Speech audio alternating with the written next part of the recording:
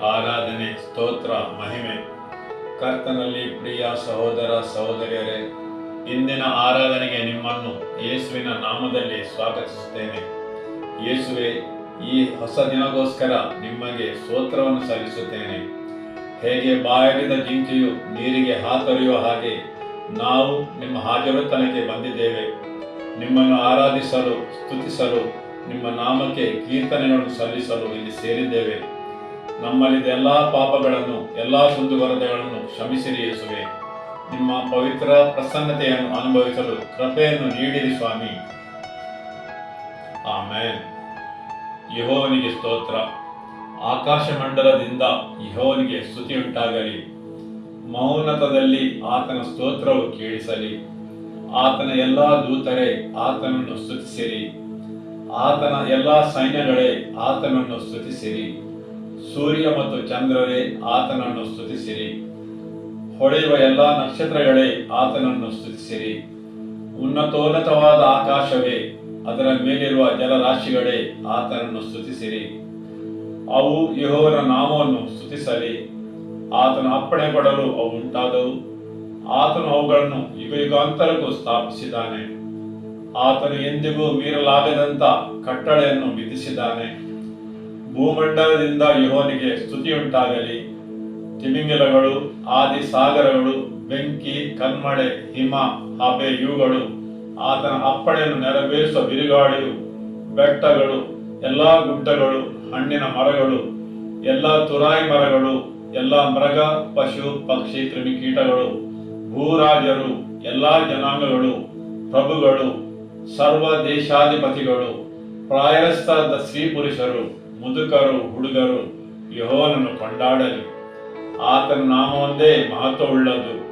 ಆತನ ಪ್ರಭಾವವು ಭೂಮ್ಯಾಕಾಶಗಳಲ್ಲಿ ಪ್ರಸರಿಸಿದೆ. ಆತನು ತನ್ನ ಪ್ರಜೆಗೋಸ್ಕರ ಘನದ ಕೊಂಬನ್ನು ಎಬ್ಬಿಸಿದ್ದಾನೆ. ಆದ್ದರಿಂದ ಆತನ ಎಲ್ಲಾ ಭಕ್ತರು, ಆತನ ಸಮೀಪ ಪ್ರಜೆಗಳಾದ ಇಸ್ರಾಯೇಲರು ಹಿಗ್ಗುತ್ತಾರೆ. ಯೆಹೋವನಿಗೆ ಸ್ತೋತ್ರ. ಹಾಲೆಲೂಯಾ. ಆಮೆನ್.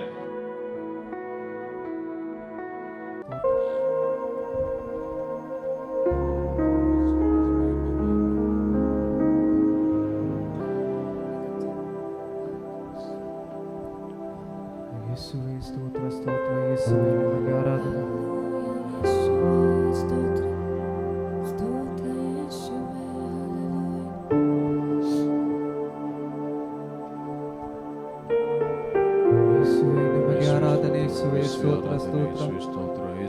ಯೇಸುವೇ ನಿಮಗೆ ಆರಾಧನೆ, ಯೇಸುವೇ ನಿಮಗೆ ಸ್ತೋತ್ರ. ಯೇಸುವೇ ನಿಮಗೆ ಆರಾಧನೆ, ಸ್ತೋತ್ರ, ಸ್ತೋತ್ರ, ಸ್ತೋತ್ರ. ಯೇಸುವೇ ನಿಮಗೆ ಆರಾಧನೆ. ಓ ಯೇಸುವೇ ನಿಮಗೆ ಸ್ತೋತ್ರ, ಸ್ತೋತ್ರ, ಸ್ತೋತ್ರ. ಯೇಸುವೇ ನಿಮಗೆ ಆರಾಧನೆ. ಓ ಯೇಸುವೇ ನಿಮಗೆ ಸ್ತೋತ್ರ, ಸ್ತೋತ್ರ. ಯೇಸುವೇ ನಿಮಗೆ ಆರಾಧನೆ. ಓ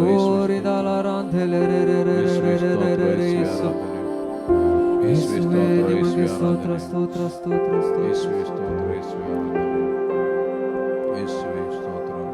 ಯೇಸುವೇ ಆರಾಧನೆ, ಯೇಸುವೇ ಸ್ತೋತ್ರ.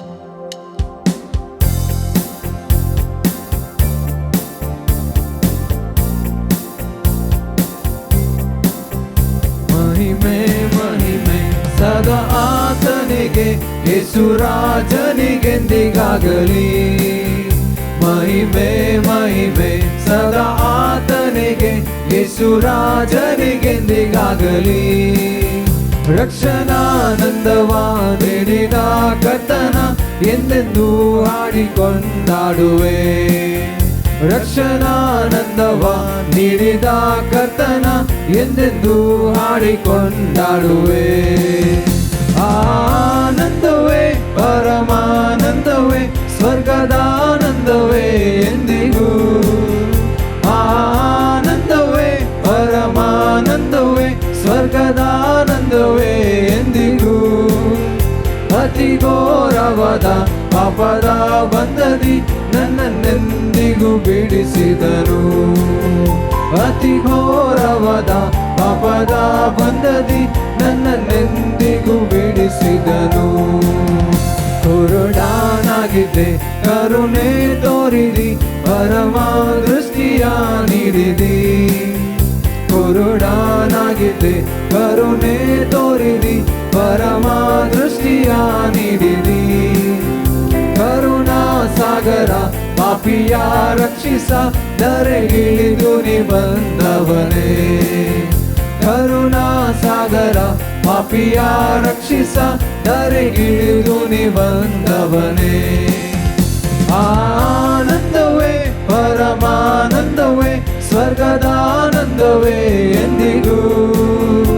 ಆನಂದವೇ ಪರಮಾನಂದವೇ ಸ್ವರ್ಗದಾನಂದವೇ ಎಂದಿಗೂ. ಅತಿ ಘೋರವಾದ ಪಾಪದ ಬಂಧದಿ ನನ್ನನ್ನೆಂದಿಗೂ ಬಿಡಿಸಿದನು. ಅತಿ ಘೋರವಾದ ಪಾಪದ ಬಂಧದಿ ನನ್ನನ್ನೆಂದಿಗೂ ಬಿಡಿಸಿದನು. ಶಿವ ಮಾರ್ಗದಲ್ಲೂ ಹೋಗುವೆ ಹೋಗುವೆ ಯೇಸುರಾಜನ ಹಿಂದೆ ಹೋಗುವೆ. ಶಿವ ಮಾರ್ಗದಲ್ಲೂ ಹೋಗುವೆ ಹೋಗುವೆ ಯೇಸುರಾಜನ ಹಿಂದೆ ಹೋಗುವೆ. ಭಾಗ್ಯಕಾನನಿಗೆ ಸೇರುವವರೆಗೆ ಸದಾ ಆತನ ಹಿಂದೆ ಹೋಗುವೆ. ಭಾಗ್ಯಕಾನನಿಗೆ ಸೇರುವವರೆಗೆ ಸದಾ ಆತನ ಹಿಂದೆ ಹೋಗುವೆ. ಆನಂದವೇ ಪರಮಾನಂದವೇ ಸ್ವರ್ಗದಾನಂದವೇ ಎಂದಿಗೂ. ಆನಂದವೇ ಪರಮಾನಂದವೇ ಸ್ವರ್ಗದಾನಂದವೇ ಎಂದಿಗೂ. ಅತಿ ಘೋರವಾದ ಪಾಪದ ಬಂಧದಿ ನನ್ನನ್ನೆಂದಿಗೂ ಬಿಡಿಸಿದನು. ಅತಿ ಘೋರವಾದ ಪಾಪದ ಬಂಧದಿ ನನ್ನನ್ನೆಂದಿಗೂ ಬಿಡಿಸಿದನು. ಯೇಸು ಬರುವಾಗ ನನ್ನ ಸೇರಿಸುವ ಸ್ವರ್ಗ ರಾಜ್ಯದ ಮಹಿಮೆಯುಳು. ಯೇಸು ಬರುವಾಗ ನನ್ನ ಸೇರಿಸುವ ಸ್ವರ್ಗ ರಾಜ್ಯದ ಮಹಿಮೆಯುಳು. ಆ ಸಮೂಹದಲ್ಲಿ ಅಂದು ಕರ್ತನೊಡನೆ ಹಾಡಿ ಹಾಡಿ ಸಂತೋಷಿಸುವೆ. ಆ ಸಮೂಹದಲ್ಲಿ ಅಂದು ಕರ್ತನೊಡನೆ ಹಾಡಿ ಹಾಡಿ ಸಂತೋಷಿಸುವೆ. ಆನಂದವೇ ಪರಮಾನಂದವೇ ಸ್ವರ್ಗದಾನಂದವೇ ಎಂದಿಗೂ. ಆನಂದವೇ ಪರಮಾನಂದವೇ ಸ್ವರ್ಗದಾನಂದವೇ ಎಂದಿಗೂ. ಅತಿ ಘೋರವಾದ ಪಾಪದ ಬಂಧದಿ ನನ್ನನ್ನೆಂದಿಗೂ ಬಿಡಿಸಿದನು.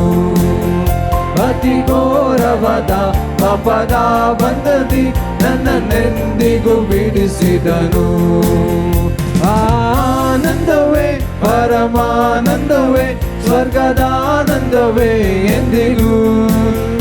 ಆನಂದವೇ ಪರಮಾನಂದವೇ ಸ್ವರ್ಗದಾನಂದವೇ ಎಂದಿಗೂ. ಅತಿ ಘೋರವಾದ ಪಾಪದ ಬಂಧದಿ ನನ್ನನ್ನೆಂದಿಗೂ ಬಿಡಿಸಿದನು. ಅತಿ ಘೋರವಾದ ಪಾಪದ ಬಂಧದಿ ನನ್ನನ್ನೆಂದಿಗೂ ಬಿಡಿಸಿದನು. ಅತಿ ಘೋರವಾದ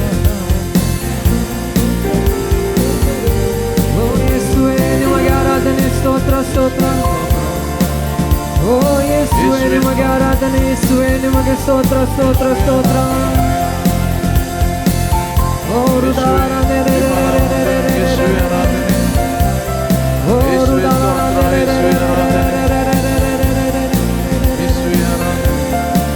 ಓ ಯೇಸುವೇ ನಿಮಗೆ ಸ್ತೋತ್ರ ಸ್ತೋತ್ರ ಸ್ತೋತ್ರ. ಯೇಸುವೇ ನಿಮಗೆ ಆರಾಧನೆ.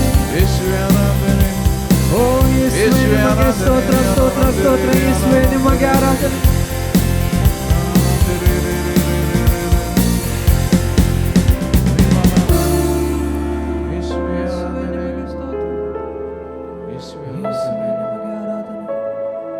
ಯೇಸುವೇ ನಿಮಗೆ ಸ್ತೋತ್ರ ಸ್ತೋತ್ರ.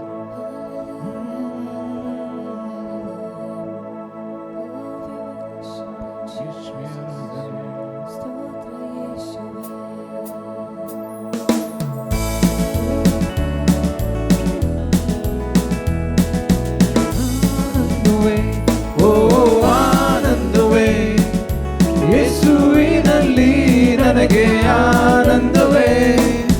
ಆನಂದವೇ ಓ ಆನಂದವೇ ಯೇಸುವಿನಲ್ಲಿ ನನಗೆ ಆನಂದವೇ ಆನಂದವೇ ಓ ಆನಂದವೇ ಯೇಸುವಿನಲ್ಲಿ ನನಗೆ ಆನಂದವೇ ಆನಂದವೇ ಓ ಆನಂದವೇ ಯೇಸುವಿನಲ್ಲಿ ನನಗೆ ಆನಂದವೇ ಪಾಪ ಪರಿಹಾರಿ ಯೇಸು ಶಾಪ ಪರಿಹಾರಿ ಯೇಸು ಸಂತೋಷ ಸಮಾಧಾನ ಆನಂದವೇ ಪಾಪ ಪರಿಹಾರಿ ಯೇಸು ಶಾಪ ಪರಿಹಾರಿ ಯೇಸು ಸಂತೋಷ ಸಮಾಧಾನ ಆನಂದವೇ ಆನಂದವೇ ಓ ಆನಂದವೇ ಯೇಸುವಿನಲ್ಲಿ ನನಗೆ ಆನಂದವೇ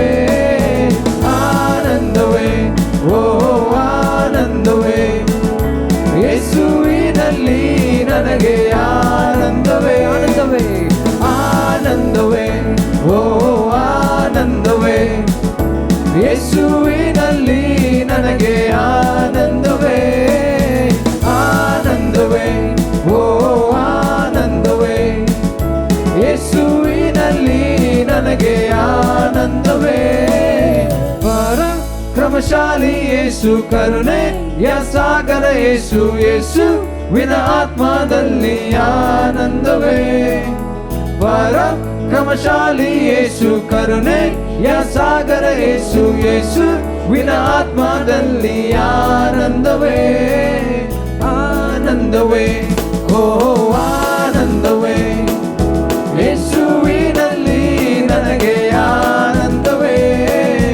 ಆನಂದವೇ ಓ ಆನಂದವೇ ಯೇಸುವಿನಲ್ಲಿ ನನಗೆ ಆನಂದವೇ ಆನಂದವೇ ಓ ಆನಂದವೇ ಯೇಸುವಿನಲ್ಲಿ ನನಗೆ ಆನಂದವೇ ಆನಂದವೇ ಓ ಆನಂದವೇ ಯೇಸುವಿನಲ್ಲಿ ನನಗೆ ಆನಂದವೇ ಆನಂದವೇ ಓ ಆನಂದವೇ ಯೇಸುವಿನಲ್ಲಿ ನನಗೆ ಆನಂದವೇ ಆನಂದವೇ ಓ ಆನಂದವೇ ಯೇಸುವಿನಲ್ಲಿ ನನಗೆ ಆನಂದವೇ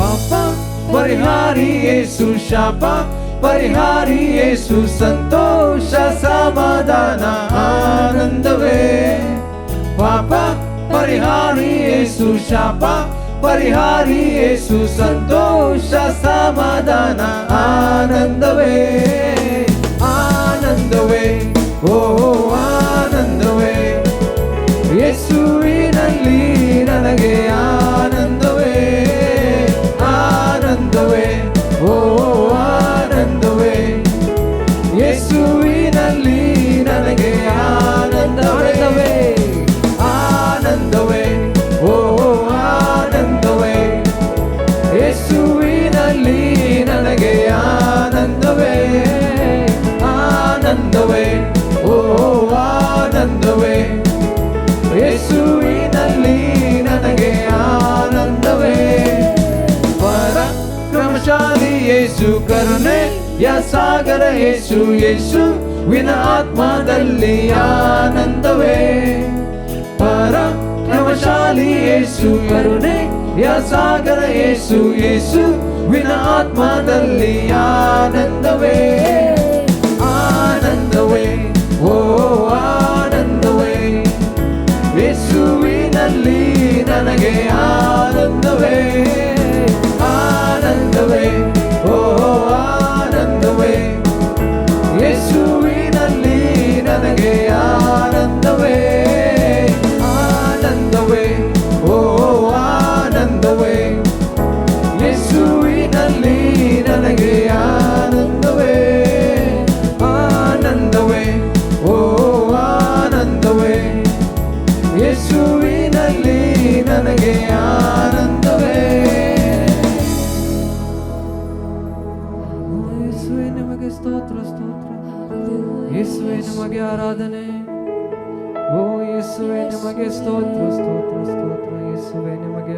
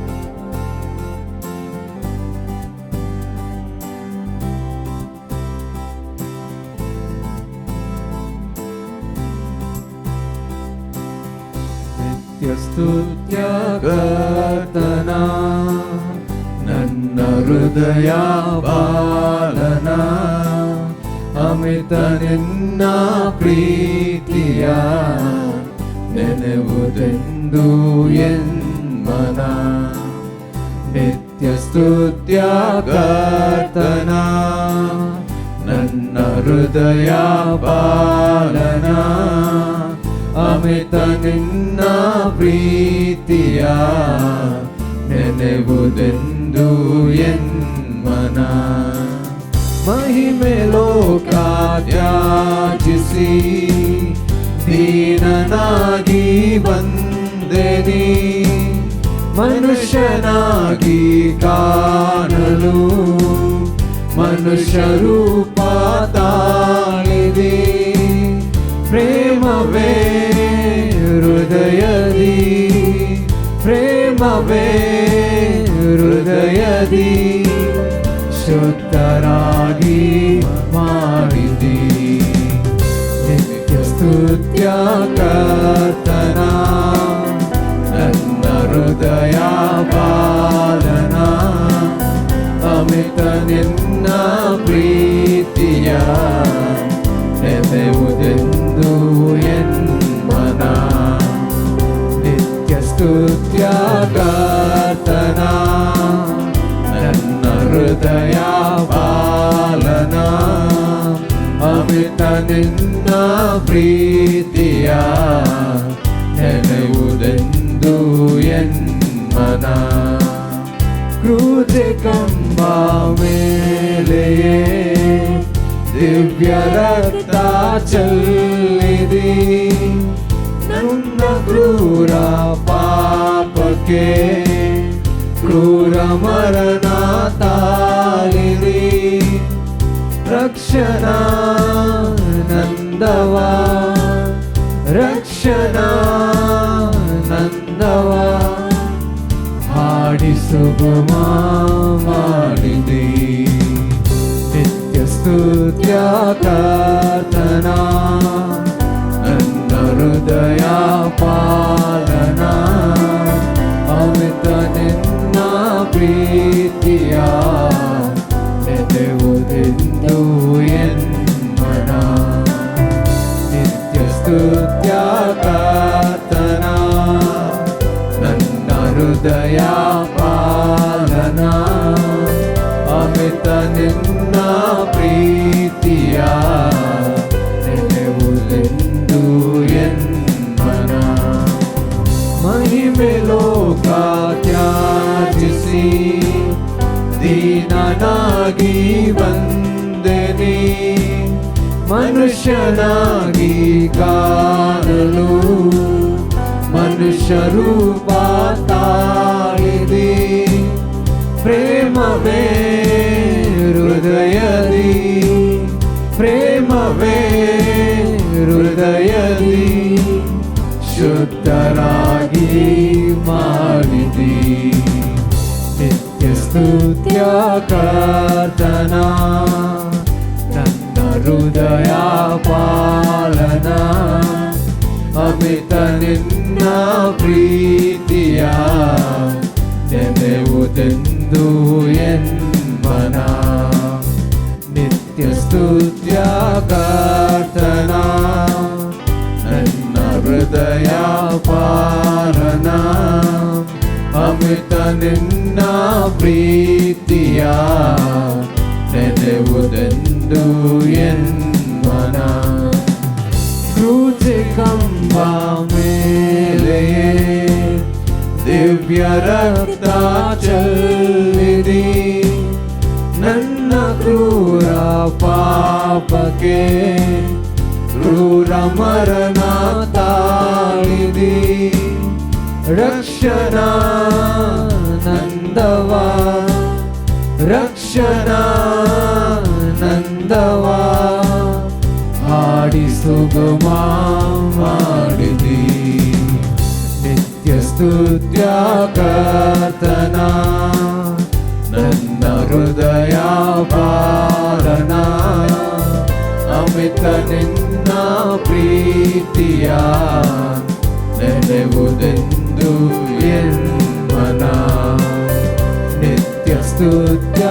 ಕರ್ತನ ನನ್ನ ಹೃದಯ ಪಾಲನ ಅಮಿತ ನಿನ್ನ ಪ್ರೀತಿಯ ನೆನೆವುದೆಂದು ಎನ್ನನ.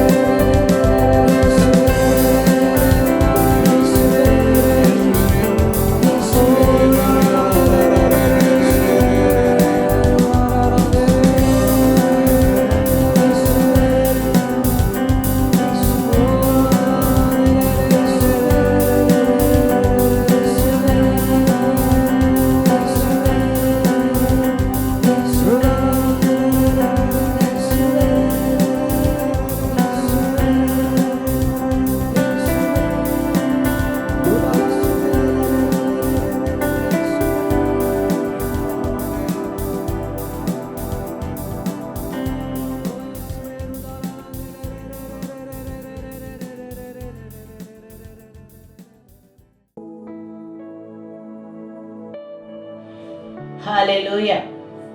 ವಂದನೆ ಯೇಸುವೇ ಸ್ತೋತ್ರ.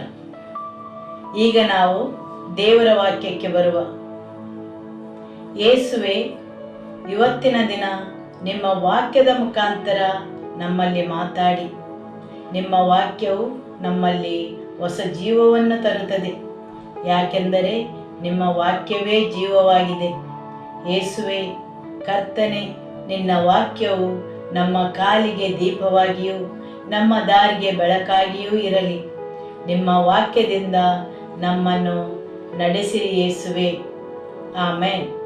ಹಾಲೆಲೂಯ. ಜಕರ್ಯ ಅಧ್ಯಾಯ 1 ವಾಕ್ಯ 1. ದಾರ್ಯಾವೆಷನ ಆಳ್ವಿಕೆಯ 2ನೇ ವರ್ಷದ 8ನೇ ತಿಂಗಳಲ್ಲಿ ಯೆಹೋವನು ಇದ್ದೋವಿನ ಮೊಮ್ಮಗನೂ ಬೆರೆಕ್ಯನ ಮಗನೂ ಆದ ಜಕರ್ಯನೆಂಬ ಪ್ರವಾದಿಗೆ ಈ ವಾಕ್ಯವನ್ನು ದಯಪಾಲಿಸಿದನು. ಅದೇನೆಂದರೆ, ಯೆಹೋವನು ನಿಮ್ಮ ಪೂರ್ವಿಕರ ಮೇಲೆ ಬಹು ಕೋಪಗೊಂಡಿದ್ದಾನೆ. ಆದ ಕಾರಣ ನೀನು ನಿನ್ನ ಜನರಿಗೆ ಹೀಗೆ ಹೇಳು, ಸೇನಾಧೀಶ್ವರನಾದ ಯೆಹೋವನು ಇಂತೆನ್ನುತ್ತಾನೆ, ನನ್ನ ಕಡೆಗೆ ಪುನಃ ತಿರುಗಿಕೊಳ್ಳಿರಿ. ಇದು ಸೇನಾಧೀಶ್ವರನಾದ ಯೆಹೋವನ ನುಡಿ. ನಾನು ನಿಮ್ಮ ಕಡೆಗೆ ಪುನಃ ತಿರುಗುವೆನು. ಇದು ಸೇನಾಧೀಶ್ವರನಾದ ಯೆಹೋವನ ನುಡಿ. ದೇವರ ವಾಕ್ಯವು ಹೇಳುತ್ತದೆ 8ನೆಯ ತಿಂಗಳು. ಹೌದು, 8ನೆಯ ತಿಂಗಳು. 8ನೆಯ ತಿಂಗಳಿನಲ್ಲಿ ದೇವರ ವಾಕ್ಯವು ಜಕರ್ಯ ಪ್ರವಾದಿಗೆ ಬಂತು. ಈಗ 70 ವರ್ಷಗಳ ನಂತರ ಯೆಹೋವನು ಮಾತಾಡುತ್ತಾನೆ. ಅದು 8ನೆಯ ತಿಂಗಳಿನಲ್ಲಿ ಮಾತಾಡುತ್ತಾನೆ. ಆತನು ಯಾವಾಗ ಮಾತಾಡಲು ನಿರ್ಧರಿಸಿದನು? 8ನೆಯ ತಿಂಗಳಲ್ಲಿ. ಆಮೆನ್. ಮತ್ತು ಆತನು ಏನನ್ನು ಮಾತಾಡಿದನು? ನನ್ನ ಕಡೆಗೆ ಪುನಃ ತಿರುಗಿರಿ, ನಾನು ನಿಮ್ಮ ಕಡೆಗೆ ಪುನಃ ತಿರುಗುವೆನು. 8ನೆಯ ತಿಂಗಳು ಮಹತ್ವದಾಗಿದೆ.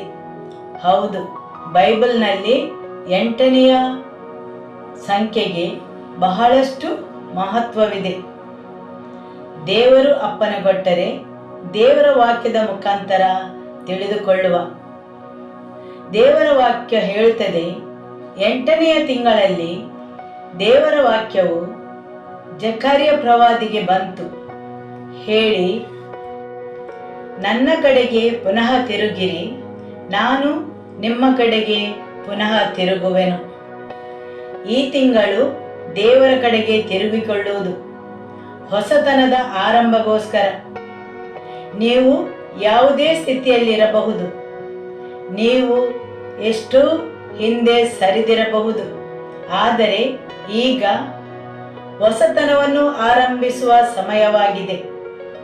ಹೊಸತನದ ಆರಂಭ.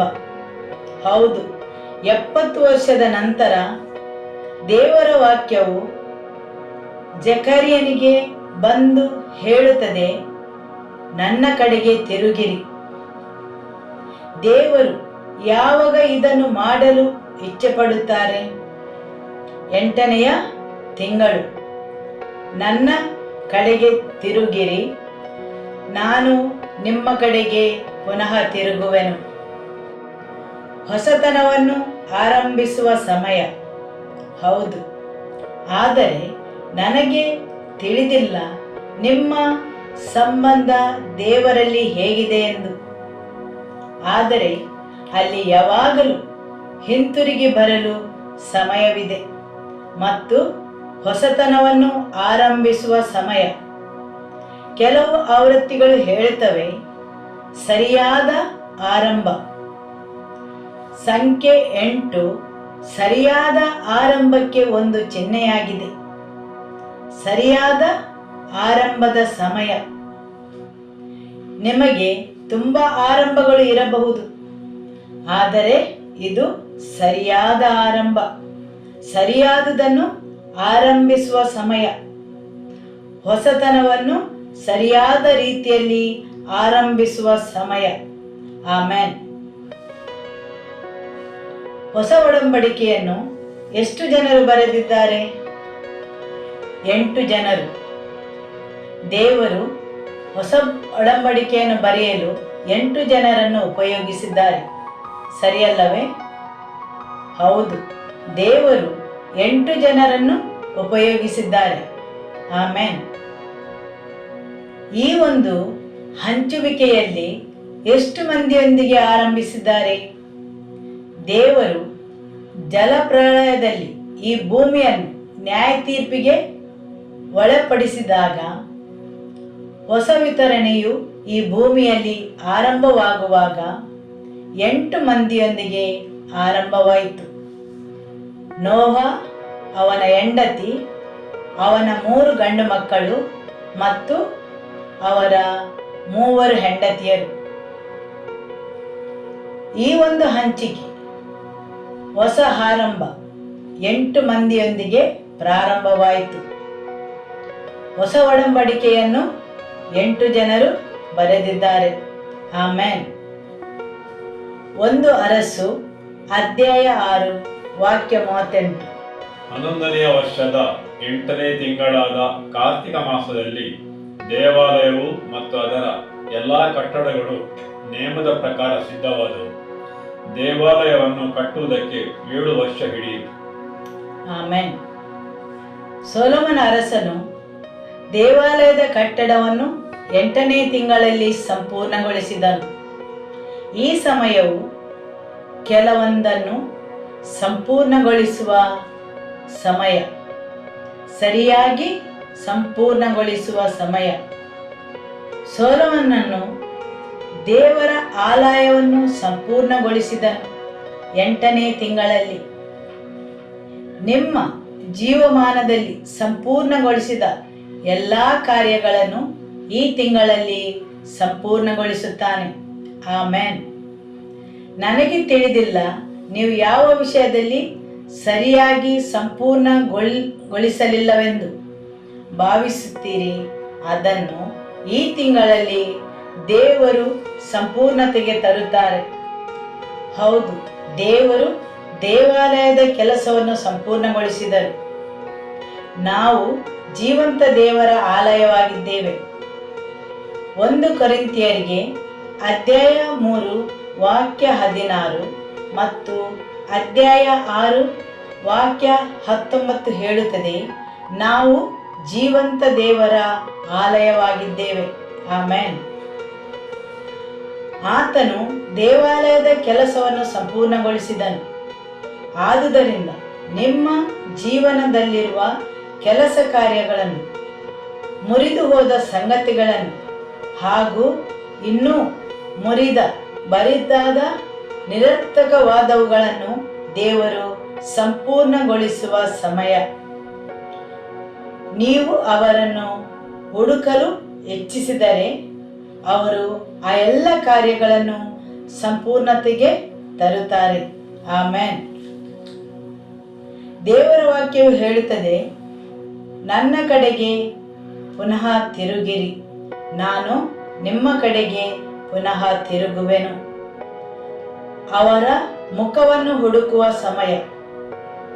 ಕೆಲವೊಂದು ವಿಷಯಗಳನ್ನು ಸಂಪೂರ್ಣಗೊಳಿಸಲು, ಕೊನೆಗೊಳಿಸಲು ಕೆಲವೊಂದು ಕೆಲಸಗಳನ್ನು ಹಾಗೂ ಹೊಸ ಆರಂಭದ ತಿಂಗಳು. ಆಮೆನ್. ಹಾಲೆಲೂಯ. ದೇವರು ಮನುಷ್ಯನನ್ನು ಯಾವಾಗ ಸೃಷ್ಟಿಸಿದನು? 6ನೆಯ ದಿನ. ಮತ್ತು ಮೊತ್ತ ಮೊದಲು ದೇವರು ಮನುಷ್ಯನನ್ನು ವಿಶ್ರಾಂತಿ ಪಡೆಯುವಂತೆ ಮಾಡಿದನು. ಅದು 7ನೆಯ ದಿನ, ವಿಶ್ರಾಂತಿಯ ದಿನ.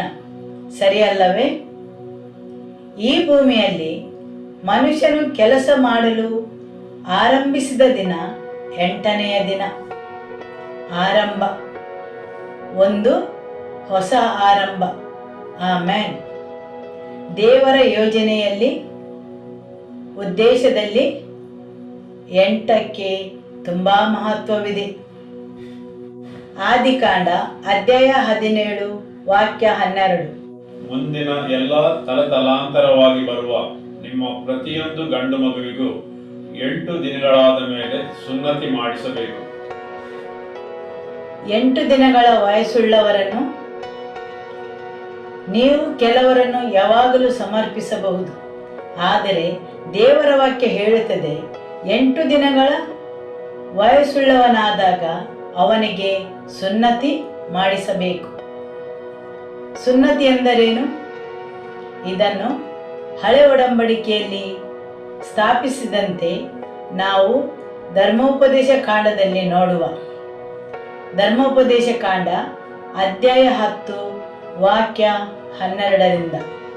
ಆದುದರಿಂದ ಇಸ್ರಾಯೇಲರೇ, ನೀವು ನಿಮ್ಮ ದೇವರಾದ ಯೆಹೋವನಲ್ಲಿ ಭಯಭಕ್ತಿಯುಳ್ಳವರಾಗಿ ಎಲ್ಲ ವಿಷಯಗಳಲ್ಲಿಯೂ ಆತನು ಹೇಳುವ ಮಾರ್ಗದಲ್ಲೇ ನಡೆಯುತ್ತಾ, ಆತನನ್ನು ಪ್ರೀತಿಸುತ್ತಾ, ಸಂಪೂರ್ಣವಾದ ಹೃದಯದಿಂದಲೂ ಮನಸ್ಸಿನಿಂದಲೂ ಸೇವೆ ಮಾಡುತ್ತಾ, ನಾನು ನಿಮ್ಮ ಮೇಲಿಗಾಗಿ ಈಗ ಬೋಧಿಸುವ ಆತನ ಆಜ್ಞಾ ವಿಧಿಗಳನ್ನು ಅನುಸರಿಸುತ್ತಾ ಇರುವುದನ್ನೇ ಹೊರತು ನಿಮ್ಮ ದೇವರಾದ ಯೆಹೋವನು ನಿಮ್ಮಿಂದ ಬೇರೇನು ಕೇಳಿಕೊಳ್ಳುತ್ತಾನೆ? ಆಲೋಚಿಸಿರಿ. ಉನ್ನತವಾದ ಆಕಾಶ ಮಂಡಲವು ಮತ್ತು ಭೂಮಿಯು ಅದರಲ್ಲಿರುವ ಎಲ್ಲವೂ ನಿಮ್ಮ ದೇವರಾದ ಯೆಹೋವನವನೇ. ಆದರೂ ಆತನು ನಿಮ್ಮ ಪೂರ್ವಿಕರಲ್ಲಿ ಇಷ್ಟವುಳ್ಳವನಾಗಿ ಅವರನ್ನು ಪ್ರೀತಿಸಿದ್ದರಿಂದ ಈಗ ನಿಮ್ಮ ಅನುಭವಕ್ಕೆ ಬಂದಂತೆ ಅವರ ತರುವಾಯ ಅವರ ಸಂತತಿಯವರಾದ ನಿಮ್ಮನ್ನೇ ಎಲ್ಲಾ ಜನಾಂಗಗಳೊಳಗೆ ಆರಿಸಿಕೊಂಡನು. ಆದ್ದರಿಂದ ನೀವು ಆಜ್ಞೆಗೆ ಮಣಿಯದ ನಿಮ್ಮ ದುಷ್ಟ ಸ್ವಭಾವವನ್ನು ಬಿಟ್ಟು ನಿಮ್ಮ ಹೃದಯದಲ್ಲೇ ಸುನ್ನತಿ ಮಾಡಿಕೊಳ್ಳಿರಿ.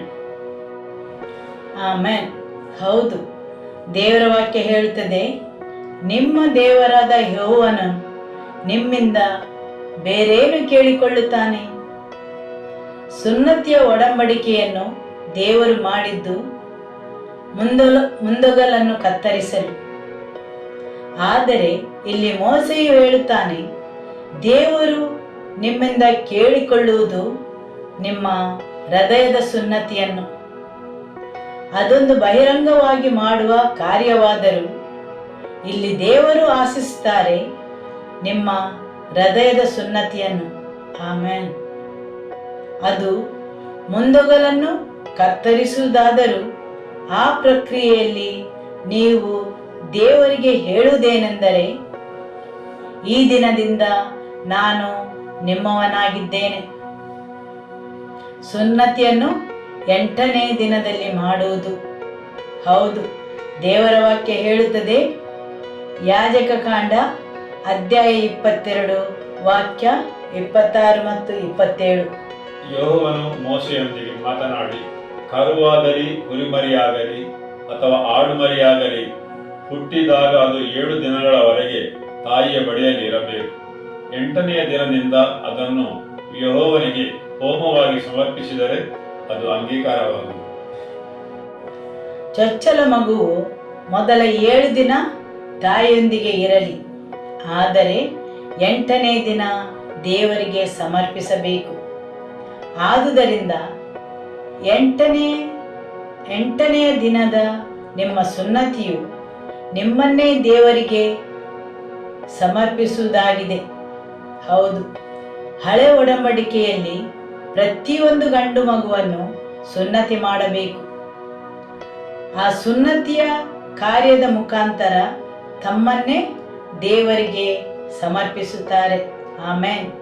ಇಲ್ಲಿ ಮೋಶೆಯು ಹೇಳುತ್ತಾರೆ, ಆ ಸುನ್ನತಿಯು ನಿಮ್ಮ ಹೃದಯದ ಸುನ್ನತಿ ಆಗಿರಲೆಂದು. ಯಾವ ದಿನವನ್ನು ದೇವರು ಆರಿಸಿದ್ದಾರೆ? 8ನೇ ದಿನ.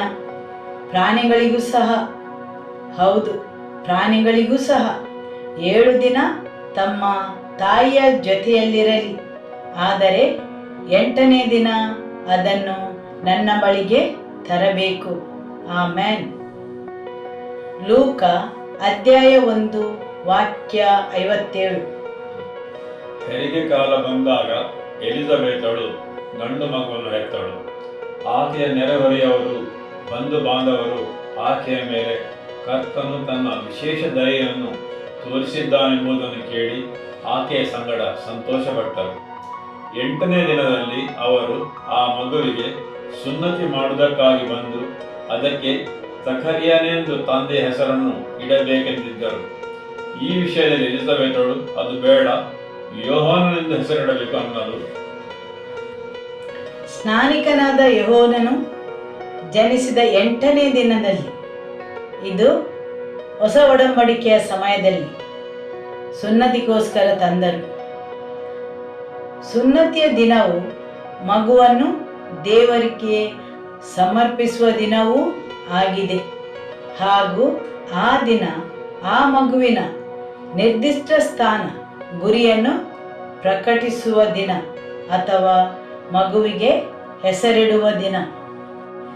ಯಹೂದ್ಯರ ಪದ್ಧತಿಯಂತೆ ಮಗುವಿನ ಹೆಸರು ಹೇಳುತ್ತದೆ, ಇಂಥ ವಿಷಯಗಳನ್ನು ನೀನು ನೆರವೇರಿಸಬೇಕು. ಇದು ನಿನ್ನ ನಿರ್ದಿಷ್ಟ ಸ್ಥಾನ, ನಿನ್ನ ಗುರಿ. ಪ್ರತಿ ಸಲ ಮಗುವನ್ನು ಹೆಸರಿಡಿದು ಕರೆಯುವಾಗ ಅವರು ಹೇಳುವುದೇನೆಂದರೆ, ಇದನ್ನು ನೀನು ನೆರವೇರಿಸಬೇಕು. ಇಲ್ಲಿ ಮಗುವಿನ ನಿರ್ದಿಷ್ಟ ಸ್ಥಾನ, ಗುರಿಯು ಪ್ರಕಟಗೊಳ್ಳುತ್ತದೆ. ಯಾವಾಗ ಜನರು ತಮ್ಮ ಜೀವನವನ್ನು ಸಮರ್ಪಿಸುತ್ತಾರೆ, ದೇವರ ಕಡೆಗೆ ಪುನಃ ತಿರುಗುತ್ತಾರೆ ಮತ್ತು ತಮ್ಮ ಹೃದಯವನ್ನು ಸುನ್ನತಿ ಮಾಡುತ್ತಾರೆ, ಆ ಸಮಯದಲ್ಲಿ ಅವರ ಗುರಿಯು ಬಯಲಾಗುತ್ತದೆ. ಯೋಹಾನನನ್ನು ಜಕರ್ಯನೆಂದು ಹೆಸರಿಸಬೇಕಾಗಿತ್ತು. ಸುನ್ನತಿಯ ಸಮಯದಲ್ಲಿ ಅವರು ಬಂದು ತಾಯಿಯಲ್ಲಿ ವಿಚಾರಿಸುತ್ತಾರೆ, ಏನೆಂದು ಹೆಸರಿಡುವುದು? ತಾಯಿ ಹೇಳುತ್ತಾರೆ, ಯೋಹಾನನೆಂದು ಹೆಸರಿಸಬೇಕು. ಸರಿಯಲ್ಲವೇ? ಆವಾಗ ಒಂದು ವಿಶಿಷ್ಟವಾದ ಘಟನೆ ನಡೆಯಿತು. ಸಾಮಾನ್ಯವಾಗಿ ನಡೆಯದೆ ಪದ್ಧತಿಯ ಹೊರಗೆ ಈ ಘಟನೆಯು ನಡೆಯಿತು. 8ನೇ ದಿನ ಅವರು ಮಗುವನ್ನು ದೇವರ ಎದುರಿಗೆ ತಂದರು. ಮಗುವನ್ನು ದೇವರಿಗೆ ಸಮರ್ಪಿಸಲು ಹೊಸತನವು ಆರಂಭವಾಯಿತು. ಆಮೇನ್. ಲೂಕ ಅಧ್ಯಾಯ 2 ವಾಕ್ಯ 21. ಆ ಕೂಸಿಗೆ ಸುನ್ನತಿ ಮಾಡಬೇಕಾಗಿದ್ದ 8ನೇ ದಿನದಲ್ಲಿ ಅವರು ಅದಕ್ಕೆ ಯೇಸು ಎಂದು ಹೆಸರಿಟ್ಟರು. ಆ ಕೂಸನ್ನು ಗರ್ಭ ಧರಿಸುವುದಕ್ಕಿಂತ ಮೊದಲೇ ದೇವದೂತನು ಅದೇ ಹೆಸರನ್ನು ಸೂಚಿಸಿದ್ದನು. 8ನೇ ದಿನ ಯೇಸುವನ್ನು ದೇವಾಲಯಕ್ಕೆ ತಂದರು. ಅವರನ್ನು ಸುನ್ನತಿ ಮಾಡಲು ಮತ್ತು ಅವರನ್ನು ದೇವರಿಗೆ ಸಮರ್ಪಿಸಿದರು. ಯೇಸು ಎಂಬ ಹೆಸರನ್ನಿಡಲಾಯಿತು. ಸರಿಯಲ್ಲವೇ? ರಕ್ಷಕ, ಉದ್ಧಾರಕ. ಆತನ ಗುರಿಯು ತೆರೆಯಲ್ಪಟ್ಟಿತು. ಅವರನ್ನು ದೇವಾಲಯಕ್ಕೆ ತರಲೇಬೇಕಿತ್ತು, ಸುನ್ನತಿ ಮಾಡಲೇಬೇಕಿತ್ತು. ದೇವರ ಸಮಯವು ಬಂದಾಗ ಜನರು ದೇವರ ಬಳಿಗೆ ಹಿಂತಿರುಗಿ ಬರುವಾಗ ನೀವು ನೋಡುತ್ತೀರಿ, ದೇವರು ಹಿಂತಿರುಗಿ ಬರುವುದು. ಆಮೆನ್. ಆದುದರಿಂದ ಸಂಖ್ಯೆ 8 ಹೊಸತನದ ಆರಂಭದ ಚಿಹ್ನೆಯಾಗಿದೆ. ಕೆಲವು ವಿಷಯಗಳು ತೆರೆಯಲ್ಪಡುತ್ತವೆ, ಕೆಲವೊಂದು ಕೆಲಸಗಳು ಸಂಪೂರ್ಣಗೊಳ್ಳುತ್ತವೆ. ಸರಿಯಲ್ಲವೇ? ಆಮೆನ್. ಹೊಸ ಒಡಂಬಡಿಕೆಯ ಸಭೆಯು ಆರಂಭವಾದದ್ದು ಪಂಚಸಂತಾಮ ದಿನ. ಸರಿಯಲ್ಲವೇ? ಹೌದು. ಹೊಸ ಒಡಂಬಡಿಕೆಯ ಸಭೆಗೆ ಜನರು ಕೂಡಿ ಬಂದರು ಮತ್ತು ಅದೊಂದು ದೇವರ ಸಭೆಯಾದದ್ದು ಪಂಚಸಂತಾಮ ದಿನ. ಪವಿತ್ರಾತ್ಮರು ಇಳಿದು ಬಂದದ್ದು ಸೇರಿದ ಜನರ ಮೇಲೆ, ಅದು ಪಂಚಸಂತಾಮ ದಿನ. ಅದು 50ನೆಯ ದಿನ. ಪಂಚಸಂತಾಮ ಅಂದರೆ 50ನೇ ದಿನ. ಅದು ಯಾವ ದಿನ? 7 ವಾರದ 7 ದಿನಗಳು, ಅಂದರೆ 7 ಗುಣಿಸಿ 7 49 ಜುಬಿಲಿ ವರುಷ. ನಂತರ ಬರುವುದು ಜುಬಿಲಿ. 7 ವಾರಗಳು ಕಳೆಯಬೇಕು, ಅದು 49 ದಿನಗಳು. 50ನೇ ದಿನ 8ನೇ ವಾರದ ಆರಂಭ, 8ನೇ ವಾರದ ಮೊದಲ ದಿನ, ಪಂಚಸಂತಾಮ ದಿನ. ದೇವರ ಸಭೆಗೆ ಹೊಸತನ ಆರಂಭವಾದ ದಿನ. ಆಮೆನ್. 7 ವಾರಗಳು ಕಳೆದವು. 7 ಗುಣಿಸಿ 7 49 ದಿನಗಳು ಸರಿದವು. 50ನೇ ದಿನ 8ನೇ ವಾರದ ಮೊದಲ ದಿನ. ದೇವರ ಸಭೆಗೊಂದು ಹೊಸತನವು ಆರಂಭವಾಯಿತು. 3000 ಜನರ ಮೇಲೆ ಪವಿತ್ರಾತ್ಮರು ಇಳಿದು ಬಂದರು. ಹೌದು, ಒಂದು ಹೊಸತನದ ಆರಂಭ ಪಂಚಸಂತಾಮ ದಿನದಲ್ಲಿ ಜರುಗಿತು. ಇಂತಹ ಘಟನೆಯು ಇಲ್ಲಿಯವರೆಗೆ ಜರುಗಲಿಲ್ಲ. ಆಮೆನ್. ಹೊಸತನ ಆರಂಭದ ದಿನ ಸಂಖ್ಯೆ 8ರಲ್ಲಿ. ಹೊಸತನವನ್ನು ಆರಂಭಿಸುವ ಸಮಯ 8ನೇ ತಿಂಗಳನ್ನು ನಿಮ್ಮ ಹೊಸ ಆರಂಭದ ತಿಂಗಳಾಗಿ ಹೊಂದಬಹುದು. ನೀವು ದೇವರಲ್ಲಿ ಹಿಂತಿರುಗಬೇಕು. ಅದರಲ್ಲಿ ಬಹಳ ಮಹತ್ವವಿದೆ. ದೇವರು ಸಂಸ್ಥಾಪಿಸಿದ ಮಾದರಿಗಳಿವೆ ಹಾಗೂ ಜನರು ಆ ಮಾದರಿಯಂತೆ ಕೆಲಸಗಳನ್ನು ಮಾಡುವಾಗ ಅವುಗಳು ಸಂಭವಿಸುತ್ತವೆ. ಆಮೆನ್. ಹಲ್ಲೆಲೂಯಾ. ಒಂದು ಕೀಬೋರ್ಡಲ್ಲಿ ಎಷ್ಟು ಕೀಗಳಿವೆ? 7. ನಂತರದು 8ನೇ ಕೀ. ಅದು ನಿಮ್ಮನ್ನು ಮುಂದಿನ ಒಕ್ಟೇನಿಗೆ ತೆಗೆದುಕೊಂಡು ಹೋಗುತ್ತದೆ. ಆರಾಧನೆಯಲ್ಲಿಯೂ ಸಹ ಸೃಷ್ಟಿಕರ್ತನು ಪ್ರತಿಯೊಂದನ್ನು ಹೇಗೆ ಸೃಷ್ಟಿಸಿದನೆಂದರೆ ಪ್ರತಿಯೊಂದು 8ರಲ್ಲಿ ಹೊಸತನದ ಆರಂಭ. ನಿಮ್ಮ ಆರಾಧನೆಯಲ್ಲಿ, ನಿಮ್ಮ ಸಂಗೀತದ ವಾದ್ಯಗಳಲ್ಲಿ 8 ಹೊಸ ಆರಂಭ, ಹೊಸತನದ ಪ್ರಾರಂಭ. ನೀವು ಹೊಸ ಒಕ್ಟೇನಿಗೆ ಕಾಲಿಡುತ್ತೀರಿ. ನೀವು ಮೊದಲಿನ ಹಳೆಯ ಸ್ಥಳದಲ್ಲಿರುವುದಿಲ್ಲ. ನೀವು ಹೊಸ ಸ್ಥಳಕ್ಕೆ ವರ್ಗವಾಗುತ್ತೀರಿ. ಆಮೆನ್. ಸಂಖ್ಯೆ 8 ಹೊಸತನದ ಚಿಹ್ನೆಯಾಗಿದೆ. ಯಾರೆಲ್ಲ ಹೇಳುತ್ತೀರಿ ಹೊಸತನದ ಆರಂಭ ಯೇಸುವಿನ ನಾಮದಲ್ಲಿ? ನನ್ನ ಜೀವನದಲ್ಲಿ ಹೊಸತನದ ಆರಂಭ, ಸರಿಯಾದ ಆರಂಭ. ಆಮೆನ್. ಸರಿಯಾದ ಆರಂಭ. ಹಲವಾರು ಕೆಲಸಗಳು ಯೇಸುವಿನ ನಾಮದಲ್ಲಿ ಸಂಪೂರ್ಣಗೊಳ್ಳುವು. ಆಮೆನ್. ಹಲ್ಲೆಲೂಯಾ. ಹೊಸ ಒಡಂಬಡಿಕೆಯಲ್ಲಿ ಯೇಸುವು ಎಷ್ಟು ಸಲ ಕಾಣಿಸಿಕೊಂಡರು? ಯೇಸುವಿನ ಮರಣ ನಂತರ ಹೊಸ ಒಡಂಬಡಿಕೆಯಲ್ಲಿ ಯೇಸು ಕಾಣಿಸಿಕೊಂಡದನ್ನು ಎಷ್ಟು ಸಲ ನಮೂದಿಸಿದ್ದಾರೆ? 8 ಸಲ. ಹೌದು. ಮಾರ್ಕ್ ಅಧ್ಯಾಯ 16 ವಾಕ್ಯ 9ರಿಂದ 11, ಮೊತ್ತ ಮೊದಲ ದರ್ಶನ ಮಗ್ದಲದ ಮರಿಯಳಿಗೆ. ಲೂಕ ಅಧ್ಯಾಯ 24 ಎಮ್ಮೌಸಿನ ದಾರಿಯಲ್ಲಿದ್ದ ಶಿಷ್ಯರಿಗೆ ಎರಡನೇ ದರ್ಶನ. ಯೋಹೋನ ಅಧ್ಯಾಯ 20 ವಾಕ್ಯ 19-24 ಮೂರನೆಯ ದರ್ಶನ. ಅಲ್ಲಿ ಎಲ್ಲ ಶಿಷ್ಯರು ಸೇರಿದ್ದರು, ಆದರೆ ತೋಮನು ಇರಲಿಲ್ಲ. ಯೋಹೋನ ಅಧ್ಯಾಯ 20 ವಾಕ್ಯ 26-28 ಇಲ್ಲಿ ತೋಮನು ಹಾಜರಿದ್ದನು. 1 ಕೊರಿಂಥಿಯರಿಗೆ ಅಧ್ಯಾಯ 15 ವಾಕ್ಯ 4-7 ಹೇಳುತ್ತದೆ, 500 ಜನರಿಗೆ ದರ್ಶನ ಕೊಟ್ಟಿದ್ದರ ಬಗ್ಗೆ. ಮತ್ತಾಯ ಅಧ್ಯಾಯ 28 ವಾಕ್ಯ 16-17 ಪುನಃ ಒಮ್ಮೆ ಶಿಷ್ಯರನ್ನು ಭೇಟಿಯಾದದ್ದು. ಯೋಹೋನ 21 ಹೇಳುತ್ತದೆ, ಸಮುದ್ರದ ಬಳಿಗೆ ಶಿಷ್ಯರು ಮೀನನ್ನು ಹಿಡಿಯುವ ಸಮಯದಲ್ಲಿ ಮತ್ತು ಅವರಿಗೆ ತಿನ್ನಲು ಮೀನನ್ನು ಕೊಟ್ಟಿದ್ದು.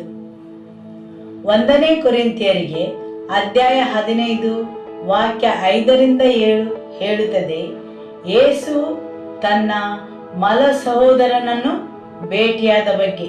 ಹೌದು, ಯೇಸು ಬಂದು ತನ್ನ ಮಲ ಸಹೋದರನಿಗೆ ದರ್ಶನವನ್ನು ನೀಡಿದರು. ಹೀಗೆ 8 ಸಲ ಕಾಣಿಸಿಕೊಂಡದನ್ನು ದೇವರ ವಾಕ್ಯದಲ್ಲಿ ಉಲ್ಲೇಖಿಸಲಾಗಿದೆ. ಆಮೇನ್. ಕೆಲವೊಂದು ಹೊಸತು. ಯಾಜಕ ಕಾಂಡ ಅಧ್ಯಾಯ 23 ವಾಕ್ಯ 36 ಆ 7 ದಿನಗಳಲ್ಲಿಯೂ ನೀವು ಯೆಹೋವನ ಸನ್ನಿಧಿಯಲ್ಲಿ ಹೋಮ ಮಾಡಬೇಕು. 8ನೇ ದಿನದಲ್ಲಿಯೂ ದೇವಾರಾಧನೆಗೆ ಸಭೆ ಸೇರಬೇಕು. ಯೆಹೋವನ ಸನ್ನಿಧಿಯಲ್ಲಿ ಹೋಮ ಮಾಡಬೇಕು. ಅದು ಸಭೆ ಸೇರುವ ದಿನವಾದುದರಿಂದ ಆ ದಿನದಲ್ಲಿ ಯಾವ ಉದ್ಯೋಗವನ್ನೂ ಮಾಡಬಾರದು. ಆಮೇನ್. ಸರಿ, ಅದು 8 ದಿನದ ಹಬ್ಬ, ಇಸ್ರಾಯೇಲರು ಆಚರಿಸಬೇಕಾದದ್ದು. ಅದು 8 ದಿನದ ಹಬ್ಬ. ದೇವರ ವಾಕ್ಯ ಹೇಳುತ್ತದೆ, 8ನೇ ದಿನ ದೇವರಿಗೆ ತುಂಬಾ ಗಂಭೀರವಾದ ದಿನ. 7 ದಿನ ಅವರು ಬಂದು ತಮ್ಮ ನಿತ್ಯ ಕ್ರಮಗಳನ್ನು ಮಾಡಿ ಹೋಗಬಹುದು. ಆದರೆ 8ನೇ ದಿನ ದೇವರಿಗೆ ತುಂಬಾ ಗಂಭೀರವಾದ ದಿನ. 8 ದಿನಗಳ ಹಬ್ಬ. ಅದನ್ನು ಗುಡಾರದ ಹಬ್ಬವೆಂದು ಯೆಹೂದ್ಯರು ಕರೆಯುತ್ತಾರೆ. ಈ ಹಬ್ಬವನ್ನು ಗುಡಾರದ ಹಬ್ಬವೆಂದು ಕರೆಯುತ್ತಾರೆ. ಅದು 8 ದಿನಗಳ ಹಬ್ಬ. 7 ದಿನ ಜನರು ತಮ್ಮನ್ನೇ ಶುದ್ಧೀಕರಿಸಿಕೊಳ್ಳಬೇಕು. ಅದರಲ್ಲಿ ಧರ್ಮಾಚರಣೆಯ ಪ್ರಕಾರ ತಮ್ಮನ್ನೇ ಶುದ್ಧೀಕರಿಸಿಕೊಳ್ಳಬೇಕು. ಸೆಲೆಮಿನ ಕೆರೆಯಿಂದ ನೀರನ್ನು ತಂದು ಶುದ್ಧವಾಗಬೇಕು. ಯಾಜಕರು ತಮ್ಮನ್ನೇ ಶುದ್ಧೀಕರಿಸಬೇಕು. ಪ್ರತಿದಿನ ಯಜ್ಞ ಹೋಮಗಳನ್ನು ಅರ್ಪಿಸಬೇಕು. ಪ್ರಾಣಿಯ ಬಲಿಯನ್ನು, ಅದರ ಒಳಗಿನ ಅಂಗಾಂಗಗಳನ್ನು, ಯಜ್ಞದ ಮುಖಾಂತರ ಎಲ್ಲವನ್ನು ಮಾಡಬೇಕಿತ್ತು. ಆದರೆ 8ನೇ ದಿನ ದೇವರಿಗೆ ತುಂಬಾ ಗಂಭೀರವಾದ ದಿನವಾಗಿತ್ತು. ಆಮೇನ್. ಸರಿಯಲ್ಲವೇ? ಯಾಜಕ ಕಾಂಡ ಅಧ್ಯಾಯ 8 ವಾಕ್ಯ 1 ಯೆಹೋವನು ಮೋಶೆಯೊಂದಿಗೆ ಮಾತನಾಡಿ, ನೀನು ಆರೋನನನ್ನು ಮತ್ತು ಅವನ ಗಂಡು ಮಕ್ಕಳನ್ನು ಕರೆದುಕೊಂಡು ಅವರಿಗೆ ಬೇಕಾದ ದೀಕ್ಷಾ ವಸ್ತ್ರಗಳನ್ನು ಮತ್ತು ಅಭಿಷೇಕ ತೈಲವನ್ನು, ದೋಷ ಪರಿಹಾರಕ್ಕಾಗಿ ಸಮರ್ಪಿಸಬೇಕಾದ ಹೋರಿಯನ್ನು, 2 ಟಗರುಗಳನ್ನು ಮತ್ತು ಹುಳಿಯಿಲ್ಲದ ಭಕ್ಷ್ಯಗಳು ತುಂಬಿರುವ ಪುಟ್ಟಿಯನ್ನು ತೆಗೆದುಕೊಂಡು ಬಂದು ಜನಸಮೂಹವೆಲ್ಲ ದೇವದರ್ಶನದ ಗುಡಾರದ ಬಾಗಿಲಿನ ಹತ್ತಿರಕ್ಕೆ ಕರೆದುಕೊಂಡು ಬಾ ಎಂದು ಹೇಳಿದನು. ಯೆಹೋವನು ಹೇಳಿದಂತೆಯೇ ಮೋಶೆ ಮಾಡಿದನು. ಜನಸಮೂಹವೆಲ್ಲ ದೇವದರ್ಶನದ ಗುಡಾರದ ಬಾಗಿಲಿನ ಹತ್ತಿರ ಕೂಡಿ ಬಂದರು. ಆಗ ಮೋಶೆ ಅವರಿಗೆ, ನಾನು ಈಗ ಮಾಡುವ ಕಾರ್ಯವು ಯೆಹೋವನು ಆಜ್ಞಾಪಿಸಿದ್ದೆಂದು ಹೇಳಿದನು. ಆಗ ಮೋಶೆ ಆರೋನನನ್ನು ಮತ್ತು ಅವನ ಮಕ್ಕಳನ್ನು ಹತ್ತಿರಕ್ಕೆ ಬರಮಾಡಿಕೊಂಡು ಸ್ನಾನ ಮಾಡಿಸಿದನು. ಆಮೇಲೆ ಯೆಹೋವನು ಆಜ್ಞಾಪಿಸಿದಂತೆ ಆರೋನನಿಗೆ ನಿಲುವಂಗಿಯನ್ನು ತೊಡಿಸಿದನು. ನಾವು ಎಲ್ಲಿದ್ದೇವೆ? ಯಾಜಕ ಕಾಂಡ. ಯಾವ ಅಧ್ಯಾಯದಲ್ಲಿದ್ದೇವೆ? 8ನೇ ಅಧ್ಯಾಯ. ಅದು ಯಾವುದರೊಂದಿಗೆ ಪ್ರಾರಂಭವಾಗುತ್ತದೆ? ಯಾಜಕರ ಅನುಸ್ಥಾಪನೆ. ಯಾಜಕರು, ಲೇವಿಯರು. ಈ ಯಾಜಕಕಾಂಡ 8ನೇ ಅಧ್ಯಾಯವು ಹೇಳುತ್ತದೆ ಯಾಜಕರ ಅನುಸ್ಥಾಪನೆ. ಆರೋನ್ ಮತ್ತು ಅವನ ಮಕ್ಕಳು ಯಾಜಕರನ್ನಾಗಿ ಸಮರ್ಪಿಸುತ್ತಾರೆ. ಹೌದು, ಆರೋನ್ ಮತ್ತು ಅವನ ಮಕ್ಕಳನ್ನು ಯಾಜಕರನ್ನಾಗಿ ಸಮರ್ಪಿಸುತ್ತಾರೆ. ದೇವರ ವಾಕ್ಯವು ಹೇಳುತ್ತದೆ, ಆಗ ಮೋಸೆ ಆರೋನನನ್ನು ಅವನ ಮಕ್ಕಳನ್ನು ಹತ್ತಿರಕ್ಕೆ ಬರಮಾಡಿಕೊಂಡು ಸ್ನಾನ ಮಾಡಿಸಿದನು. ಆಮೇಲೆ ಯೆಹೋವನು ಆಜ್ಞಾಪಿಸಿದಂತೆ ಆರೋನನಿಗೆ ನಿಲುವಂಗಿಯನ್ನು ತೊಡಿಸಿ, ನಡುಕಟ್ಟನ್ನು ಸುತ್ತಿ, ಮೇಲಂಗಿಯನ್ನು ತೊಡಿಸಿದನು. ಇಲ್ಲಿ ಈ ಪ್ರತಿಯೊಂದು ಕಾರ್ಯದಲ್ಲಿ ಆತ್ಮಿಕವಾದ ಮಹತ್ವವಿದೆ. ಶುದ್ಧೀಕರಿಸುವುದು ಮತ್ತು ವಸ್ತ್ರಗಳನ್ನು ಧರಿಸುವುದು ಯಾರು ಮಾಡಿದರು? ಮೋಸೆಯು ಮಾಡಿದನು, ಸರಿಯಲ್ಲವೇ? ಹೌದು. ಅವರು ಶುದ್ಧರಾಗಬೇಕು, ಪವಿತ್ರರಾಗಬೇಕು, ಒಂದು ನಿಲುವಂಗಿಯನ್ನು ಧರಿಸಬೇಕು.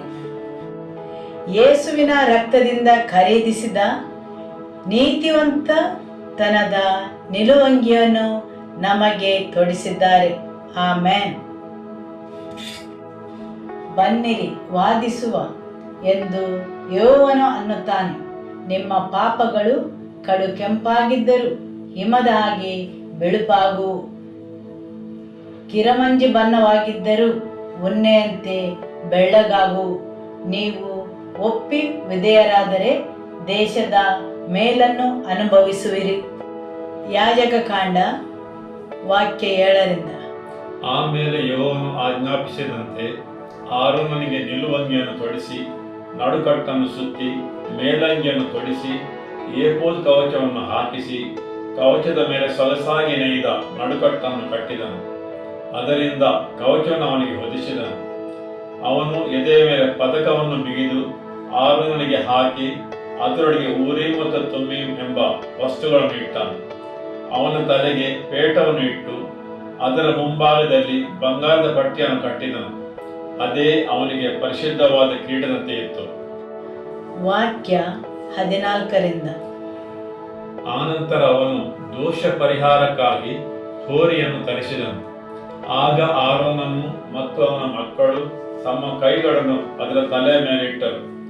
ಆ ಹೋರಿಯನ್ನು ವಧಿಸಿದ ಮೇಲೆ ಮೋಶೆ ಅದರ ರಕ್ತವನ್ನು ತನ್ನ ಬೆರಳಿನಿಂದ ಯಜ್ಞವೇದಿಯ ಕೊಂಬುಗಳಿಗೆ ಸುತ್ತಲೂ ಹಚ್ಚಿ ಯಜ್ಞವೇದಿಯನ್ನು ಶುದ್ಧಪಡಿಸಿ, ಉಳಿದ ರಕ್ತವನ್ನು ಯಜ್ಞವೇದಿಯ ಬುಡದಲ್ಲಿ ಸುರಿದು ಬಿಟ್ಟನು. ಹೌದು, 7 ದಿನಗಳ ಶುದ್ಧೀಕರಿಸುವಿಕೆ ನಡೆಯುತ್ತಾ ಇದೆ. ಮುಂದುವರಿಸುತ್ತಾ ಮೋಸೆಯು ಹೇಳುತ್ತಾನೆ ವಾಕ್ಯ 16ರಲ್ಲಿ, ಇದರ ನಿಮಿತ್ತ ದೋಷ ಪರಿಹಾರಕ ಆಚಾರವನ್ನು ನಡೆಸಿ ಅದನ್ನು ಪ್ರತಿಷ್ಠಿಸಿದನು. ಆ ಹೋರಿಯ ಕರುಳುಗಳ ಮೇಲಣ ಕೊಬ್ಬನ್ನು, ಕಡಿಯದ ಹತ್ತಿರವಿರುವ ಕೊಬ್ಬನ್ನು, 2 ಮೂತ್ರಪಿಂಡಗಳನ್ನು, ಅವುಗಳ ಮೇಲಿರುವ ಕೊಬ್ಬನ್ನು ಮೋಶೆ ತೆಗೆದುಕೊಂಡು ಯಜ್ಞವೇದಿಯ ಮೇಲೆ ಹೋಮ ಮಾಡಿದನು.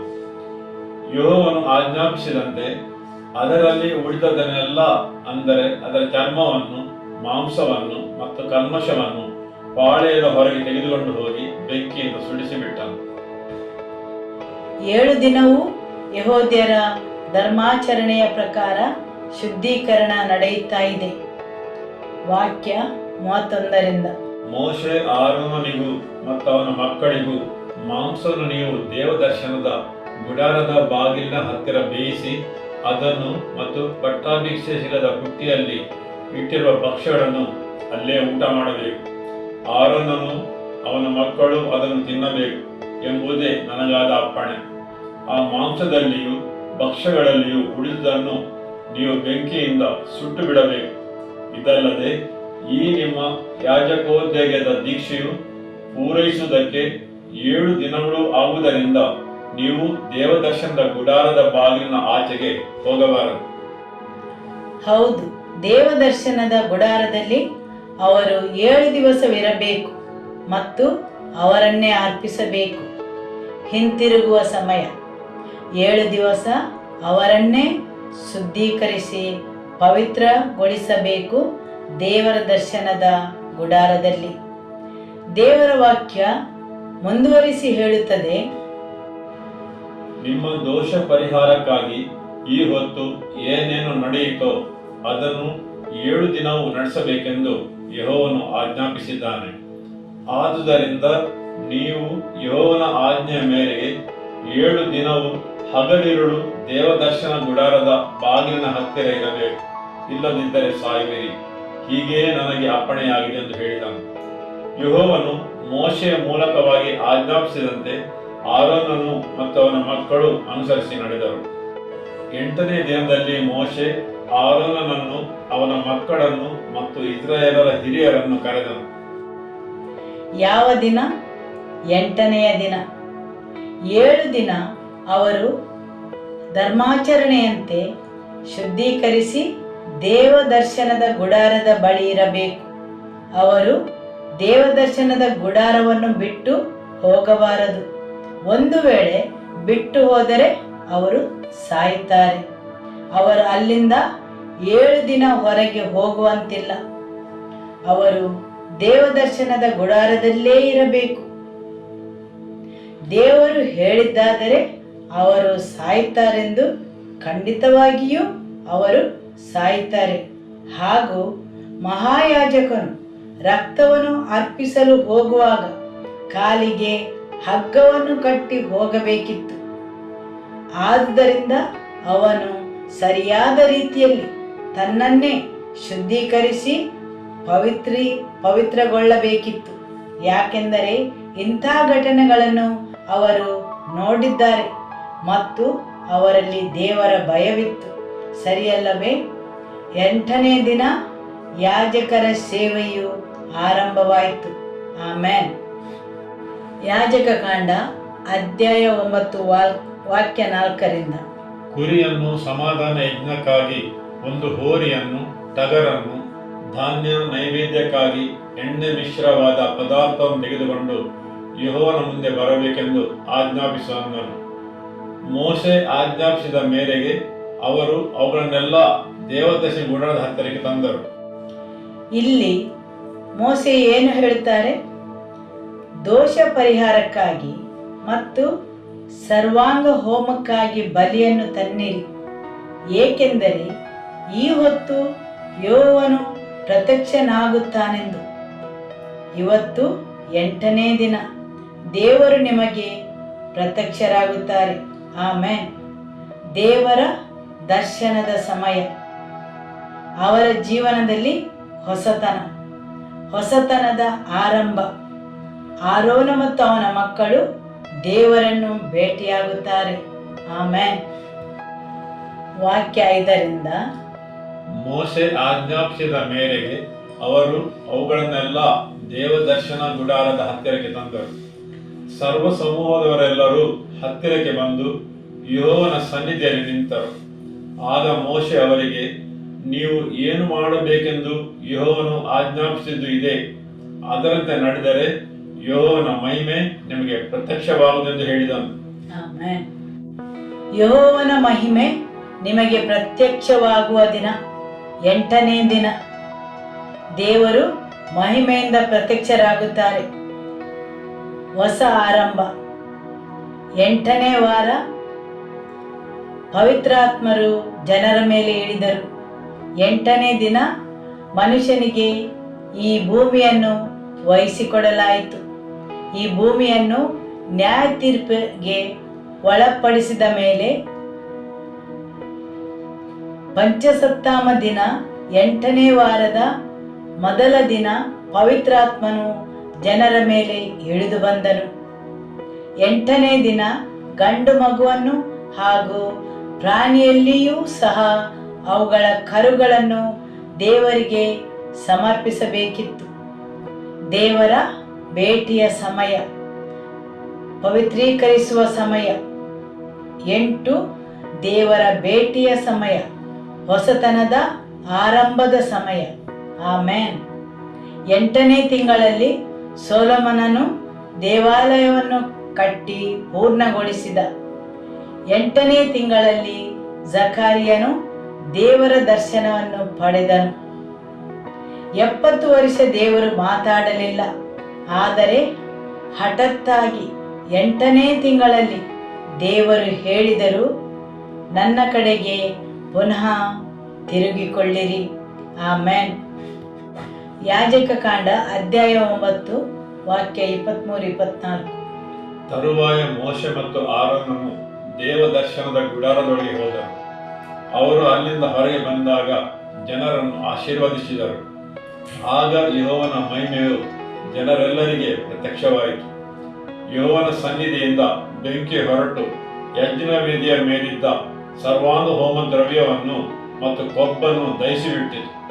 ಜನರೆಲ್ಲರೂ ಅದನ್ನು ಕಂಡು ಉತ್ಸಾಹದಿಂದ ಆರ್ಭಟಿಸಿ ಅಡ್ಡಬಿದ್ದು ನಮಸ್ಕರಿಸಿದರು. ಹೌದು, 8ನೇ ದಿನ ದೇವರ ಮಹಿಮೆಯು ಪ್ರತ್ಯಕ್ಷವಾಯಿತು. ಆಮೆನ್. ಯೆಹೋವನ ಅಧ್ಯಾಯ 7 ವಾಕ್ಯ 37. ಜಾತ್ರೆಯ ಮಹಾದಿನವಾದ ಕಡೆಯ ದಿನದಲ್ಲಿ ಯೇಸು ನಿಂತುಕೊಂಡು, ಯಾವನಿಗಾದರೂ ನೀರಡಿಕೆಯಾಗಿದ್ದರೆ ಅವನು ನನ್ನ ಬಳಿಗೆ ಬಂದು ಕುಡಿಯಲಿ. ಶಾಸ್ತ್ರದಲ್ಲಿ ಹೇಳಿರುವ ಪ್ರಕಾರ ನನ್ನಲ್ಲಿ ಯಾವನು ನಂಬಿಕೆ ಇಡುವನೋ ಅವನೊಳಗಿಂದ ಜೀವಕರವಾದ ನೀರಿನ ಬುಗ್ಗೆಗಳು ಹರಿಯುವು ಎಂದು ಕೂಗಿ ಹೇಳಿದನು. ಆಮೆನ್. ಅದು ಯಾವ ದಿನ? ದೇವಗುಡಾರದ ಹಬ್ಬವು ನಡೆಯುತ್ತಾ ಉಂಟು. ಹಬ್ಬದ ಕೊನೆಯ ದಿನ 8ನೇ ದಿನ, ಸರಿಯಲ್ಲವೇ? ಕೊನೆಯ ದಿನ ದೇವರ ಗುಡಾರದ ಹಬ್ಬವು ನಡೆಯುತ್ತಾ ಇದೆ. ಯಾಜಕರು ಕಾರ್ಯನಿರತರಾಗಿದ್ದಾರೆ. ಅವರೆಲ್ಲ ಸಮರ್ಪಣೆಗಳನ್ನು ಮಾಡಿದ್ದಾರೆ. ಯೆಹೂದ್ಯರ ಪದ್ಧತಿಯನ್ನು ನೋಡುವುದಾದರೆ ಅವರು ಮೊದಲು ಒಂದು ಸಲ ಅವರ ಪವಿತ್ರ ಗ್ರಂಥವಾದ ತೋರವನ್ನು ಓದಿ ಮುಗಿಸುತ್ತಾರೆ. ಮತ್ತೆ ಅಲ್ಲಿಯ ಬಲಿಪೀಠಗಳನ್ನು, ವೇದಿಗಳನ್ನು ಶುದ್ಧೀಕರಿಸಿ ಶಿಲೋ ಕೆರೆಯಿಂದ ನೀರನ್ನು ತಂದು ಎಲ್ಲ ಯಜ್ಞ ವಿಧಿಗಳನ್ನು ಮುಗಿಸಿದ ಮೇಲೆ ಅದನ್ನು ಬಲಿಪೀಠದ ಮೇಲೆ ಸುರಿಸುತ್ತಾರೆ. ನಂತರ ಅವರ ಪವಿತ್ರ ಗ್ರಂಥವನ್ನು ಹೊಸತಾಗಿ ಪುನಃ ಓದಲು ಪ್ರಾರಂಭಿಸುತ್ತಾರೆ. ಒಮ್ಮೆ ತೋರವನ್ನು ಓದಿ ಮುಗಿಸುತ್ತಾರೆ ಮತ್ತು ಆ ದಿನ ಅದನ್ನು ಮುಗಿಸುತ್ತಾರೆ. ನಂತರ ಎಲ್ಲವನ್ನು ಶುದ್ಧೀಕರಿಸುತ್ತಾರೆ, ಪವಿತ್ರಗೊಳಿಸುತ್ತಾರೆ, ತಮ್ಮನ್ನೇ ಸಮರ್ಪಿಸುತ್ತಾರೆ. ಬೆಂಕಿಯಿಂದ ಹಾಗೂ ಶಿಲೋ ಕೆರೆಯಿಂದ ನೀರನ್ನು ತಂದು ಯಜ್ಞವೇದಿಯ ಮೇಲೆ ಸುರಿಸುತ್ತಾರೆ. ನಂತರ ಪುನಃ ಒಮ್ಮೆ ಹೊಸತಾಗಿ ಆರಂಭಿಸುತ್ತಾರೆ. ಯಾಜಕರು ಇದನ್ನು ಹಬ್ಬದ ಕೊನೆಯ ದಿನ ಮಾಡುತ್ತಾರೆ. ಎಲ್ಲ ರೀತಿಯ ಬಲಿದಾನಗಳನ್ನು, ನೀರನ್ನು ಸುರಿಯುವುದು, ಬಲಿಪೀಠದ ಮೇಲೆ ಈ ಎಲ್ಲ ಕಾರ್ಯವನ್ನು ಅವರು ಮುಗಿಸುವಾಗ ಯೇಸು ಹೇಳುತ್ತಾರೆ. ಯೋಹನ ಅಧ್ಯಾಯ 7 ವಾಕ್ಯ 37. ಜಾತ್ರೆಯ ಮಹಾದಿನವಾದ ಕಡೆಯ ದಿನದಲ್ಲಿ ಯೇಸು ನಿಂತುಕೊಂಡು, ಯಾವನಿಗಾದರೂ ನೀರಡಿಕೆಯಾಗಿದ್ದರೆ ಅವನು ನನ್ನ ಬಳಿಗೆ ಬಂದು ಕುಡಿಯಲಿ. ಶಾಸ್ತ್ರದಲ್ಲಿ ಹೇಳಿರುವ ಪ್ರಕಾರ ನನ್ನಲ್ಲಿ ಯಾವನು ನಂಬಿಕೆ ಇಡುವನೋ ಅವನೊಳಗಿಂದ ಜೀವಕರವಾದ ನೀರಿನ ಬುಗ್ಗೆಗಳು ಹರಿಯುವು ಎಂದು ಕೂಗಿ ಹೇಳಿದನು. ಆಮೆನ್. ಹೌದು, ಅಲ್ಲಿ ಸಂಕೇತವಾಗಿ ಬಲಿಪೀಠದಿಂದ ನೀರು ಹರಿಯುತ್ತಾ ಇದೆ. ಶಿಲೋ ಕೆರೆಯಿಂದ ನೀರನ್ನು ತಂದು ಬಲಿಪೀಠದ ಮೇಲೆ ಸುರಿಸಿದ್ದಾರೆ ಮತ್ತು ಅಲ್ಲಿ ಎಲ್ಲ ಸಂಗತಿಗಳು ಹೊಸತಾಗಿ ಆರಂಭವಾಗಿವೆ. ಹಾಗೆ ಅವರು ನೀರನ್ನು ಸುರಿಸುತ್ತಾ ಇರುವಾಗ ಆ ಶ್ರೇಷ್ಠವಾದ ದಿನ ಯೇಸು ಅವರ ಮಧ್ಯೆ ನಿಂತುಕೊಂಡು ಹೇಳುತ್ತಾರೆ, ಯಾರಿಗಾದರೂ ನೀರಡಿಕೆಯಾದರೆ ಅವನು ನನ್ನ ಬಳಿಗೆ ಬರಲಿ. ನೀವೆಲ್ಲ ಇಲ್ಲಿ ಮಾಡುವ ಈ ಕಾರ್ಯಗಳು ನಿಮ್ಮನ್ನು ನನ್ನ ಬಳಿಗೆ ದಾರಿ ತೋರುತ್ತವೆ. ತಂದೆಯಾದ ದೇವರು ನನ್ನಲ್ಲಿ ಉದ್ದೇಶಿಸಿದ್ದನ್ನು ಮಾಡಲು ಹೇಗೆ ಯಜ್ಞವೇದಿಯಿಂದ ನೀರು ಹರಿದು ಬರುತ್ತದೆ, ಅದೇ ರೀತಿ ನನ್ನಿಂದ ಜೀವ ಕೊಡುವ ಜೀವಜಲ ಹರಿಯುತ್ತದೆ. ನೀವು ನನ್ನ ಬಳಿಗೆ ಬಂದರೆ, ಯಾರು ಬಾಯಾರಿದ್ದಾರೆ ನನ್ನ ಬಳಿಗೆ ಬನ್ನಿರಿ. ಆಮೆನ್. ಆ ಜಾತ್ರೆಯ ಮಹಾ ದಿವಸವಾದ ಕಡೇ ದಿನದಲ್ಲಿ ಯೇಸು ನಿಂತುಕೊಂಡು, ಯಾವನಿಗಾದರೂ ನೀರಡಿಕೆಯಾಗಿದ್ದರೆ ಅವನು ನನ್ನ ಬಳಿಗೆ ಬಂದು ಕುಡಿಯಲಿ. ನನ್ನನ್ನು ನಂಬಿದವನ ಹೊಟ್ಟೆಯೊಳಗಿಂದ ಶಾಸ್ತ್ರದಲ್ಲಿ ಹೇಳಿರುವ ಪ್ರಕಾರ ಜೀವಕರವಾದ ನೀರಿನ ಹೊಳೆಗಳು ಹರಿಯುವು ಎಂದು ಕೂಗಿ ಹೇಳಿದನು.